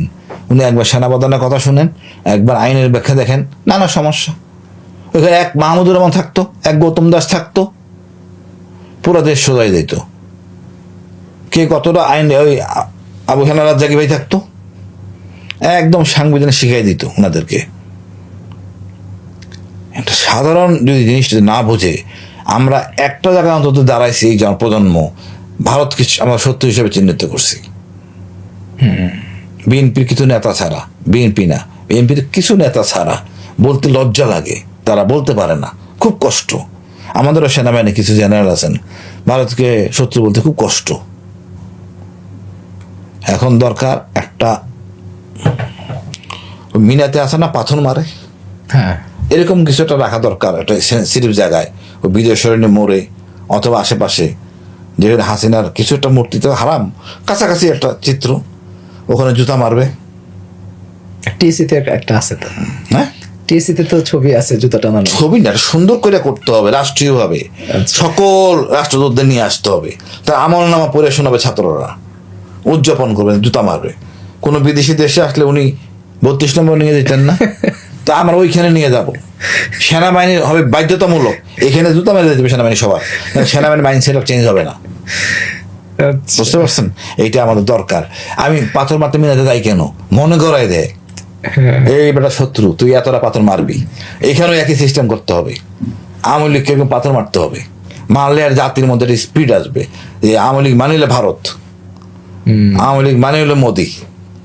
তো পাথর মারিয়ে শিক্ষা দিতে হবে, এবং ওইখানে কেয়ারটেকার থাকবে, অন্য কিছু নতুন থাকবে, একটা পরিষ্কার পরিচ্ছন্ন ব্যবস্থা থাকবে, থুতু মারবে, ইট মারবে, স্যান্ডেল মারবে, যে যেভাবে পারে।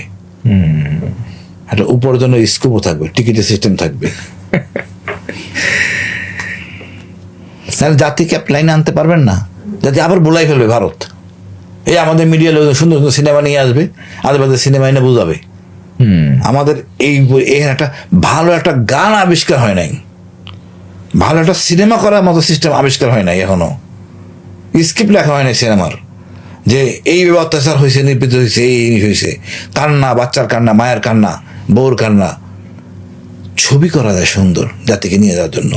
ওই জায়গাগুলোতে এখনো ফ্যাসিস্ট অ্যাড্রেস করে নাই। আপনি দেখেন 5 জন না 6 জন মারা গেছে 52 সালে ভাষা আন্দোলনে, একটা মাইল ফলকে দাঁড়াইছে।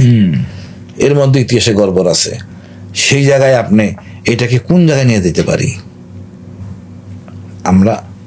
ওই যে বললাম না, দল যদি ঐক্য না আসে, দেশ যদি নাম বুঝে, দেশ এখন ভারত প্রেমে আছে, তাহলে তো সমস্যা। আমাদের বড় সমস্যা হলো কি, আমাদের নারীরা অন্য নারীর সাথে সম্পর্ক পছন্দ করেন না, বড় অপরাধ। যেটা অন্য দেশে নাই, আমেরিকা নাই, ইংল্যান্ডে নাই, সৌদি আরবে নাই। আচ্ছা, তো এইটাকে পুঁজি করে ভারত আমাদেরকে হানি টাইপে ফেলায়, আর এইটা নিয়ে আমরা বেঁকে যাই। আমার নারীরা যদি একটু উদার হইতো, তাহলে কোনো আজকে সমস্যা হইতো না। সরি, এটা না বলে পারলাম না। আচ্ছা, সেটার আবার ভিন্ন ধর্মীয় কিছু দৃষ্টিভঙ্গি থাকে, অথবা অনেক সময় আমাদের সমাজতাত্ত্বিক না, কিছু আমাদের দৃষ্টিভঙ্গি নারীরা থাকে। কখনোই দ্বিতীয় নারী পছন্দ করে না। কোনো মেয়ে চায় না বাবা দ্বিতীয় বিয়ে করবো, দ্বিতীয় কোনো অপরিচিত মহিলার সাথে ঘুরুক, সোজা কথা। হ্যাঁ, আমিও বাইরে যখন যাই ছবি তুলি, একটু চিন্তা ভাবনা করে ছবি তুলি, আশেপাশে মেয়েরাও কাছে কিনা। আচ্ছা, এটা কালচার, এটা কিন্তু অন্য একটা সেপারেট কালচার, ধর্মের বাইরে। হ্যাঁ হ্যাঁ হ্যাঁ, এটা হিন্দু ধর্মে কিন্তু বিয়ে করতে পারবে না। বেসিক্যালি তো আমরা হিন্দু ছিলাম, হিন্দু ধর্মে দ্বিতীয় বিয়ে হারাম। বেশাপাড়া যেতে পারবেন, কিন্তু দ্বিতীয় বিয়ে করতে পারবেন না। ঠিক। এটা নিয়ে অবশ্যই কিন্তু স্যার একটা ডিবেট আছে, আমরা আসলে হিন্দু ছিলাম, আমরা উদার হইতে, আমাদের এই জন্য নারীরা আমাদের উদার হইতে পারে নাই, নারীরা উদার হইতে পারে নাই, পারে না। বিকজ ওই হিংসাপরণ নারী। সৌদি আরবে একটা বউ দ্বিতীয় বউর বান্ধবী, আমাদের চিন্তা করতে পারবেন? অসম্ভব। একমাত্র মনে হয় কামরাঙ্গিচর ওই পারে মসজিদটা আছে না, হাফিজের দুই ছেলে আচ্ছা, মারা গেছেন ভদ্রলোক, খেলাফত দেশে খেলাফত আন্দোলনে। আন্দোলনে। ওই ভদ্রলোকের সাথে আমার জেলখানায় দেখা। উনি বলছেন আমার 3 বউ আছে, 18টা বাচ্চা। কেমনে সম্ভব? 3টা বউ কেমনে? আপনি আন্দোলন করেন, মাদ্রাসায় পড়েন, আবার 3 বউ ম্যানেজ করেন কেমনে? বউর ঝগড়া মিটাইতে যাবেন সে? আরে জানেন না, আমার 3 বউ হলো বান্ধবীর মতো, একজন না থাকে অসুস্থ হয়ে পাগল হয়ে যায়। তা আমি বললাম কিন্তু একটা জিনিস শিখলাম, এই হলো অবস্থা আর কি ভাই, এটা হলো টিফার। স্যার, আপনি খুব সুন্দর করে আসলে দেশের রাজনীতি, আমাদের যে ধর্মতত্ত্ব অথবা বাংলাদেশ সেনাবাহিনী নিয়ে সামগ্রিক ব্যাপারগুলো নিয়ে আপনি খুব সুন্দর কথা বলছেন, এবং একই সাথে আপনার ব্যক্তি জীবনে ঘটে যাওয়া যে গল্পগুলো ছিল, আয়না ঘরের গুম হয়ে যাওয়ার অথবা হিল ট্র্যাক্সের যে ঘটনাগুলো, সেগুলো আপনি উপস্থাপন করেছেন। আমরা হয়তো সময় কভার করলে আমরা আরো অনেক গল্প হয়তো আজকে শুনতে পারতাম, বাট আমরা আশা করছি আমরা অন্য কোনো একদিন আবারও আপনাকে আমন্ত্রণ জানাবো, এবং আপনার জীবনের আরো কিছু গল্প এবং সমসাময়িক প্রেক্ষাপট নিয়ে আরো কিছু কথা শুনবো। আজকের মতো আমরা এখানে আপনাকে ধন্যবাদ জানাতে চাই। আপনাকে অশেষ ধন্যবাদ এই অনুষ্ঠানে ডাকার জন্য। অনেক কিছু মন খোলা বললাম, তবে আমরা খুব সুন্দর একটা জাতি, আমাদের সুন্দর একটা ভালো নেতা দরকার। আমাদের এমন নেতা হবে যে নেতায় টাকা পাচারে জড়াবে না, এবং এই দেশের শিক্ষাই সে শিক্ষিত হবে, এবং এই শিক্ষাটাকে আরো মজবুত করবে। সবাই সুচিকিৎসা পাবে, শিক্ষা পাবে, সবাই আমরা প্রতিবেশী ভালো থাকলে ভালো থাকবে, অর্থাৎ আমার পাশে প্রতিবেশী থাকলেও সে ভালো অবস্থিত থাকবে। তা আমরা ভালো জিনিসটা অর্জন করি না, খারাপ জিনিসগুলি আনি। ইনশাল্লাহ আমরা বিপ্লব তো চলতেছে, এই সমালোচনা করতে পারবো, প্রেশার গ্রুপ এটাও বিপ্লবের অংশ। ইনশাল্লাহ আমরা কাঙ্ক্ষিত জায়গায় যাব, আমাদের সুন্দর বাংলাদেশ হবে, বাংলাদেশ দীর্ঘজীবী হোক। ধন্যবাদ। ধন্যবাদ। সম্মানিত বন্ধুগণ, এতক্ষণ আমরা বীর প্রতীক জনাব মোহাম্মদ হাসিনুর রহমানের কথা শুনলাম। ওনার কথাগুলো যদি সত্যি হয়ে থাকেন, আপনার কাছে মনে হয় যদি কথাগুলো সত্যি হয়ে থাকে, তাহলে কমেন্টে আমি সচেতন নাগরিক হিসেবে কমেন্ট করবেন। আর যদি মিথ্যা হয়ে থাকে তারপরেও কমেন্ট করবেন। আমি একটা দ্বিধাদ্বন্দ্বের মধ্যে পড়ে গেছি যে আসলে সেটা কোনটা সত্যি। আমরা বইয়ে পড়ছি 30 লক্ষ শহীদ হওয়া প্লাস 2 লাখ মা বোনের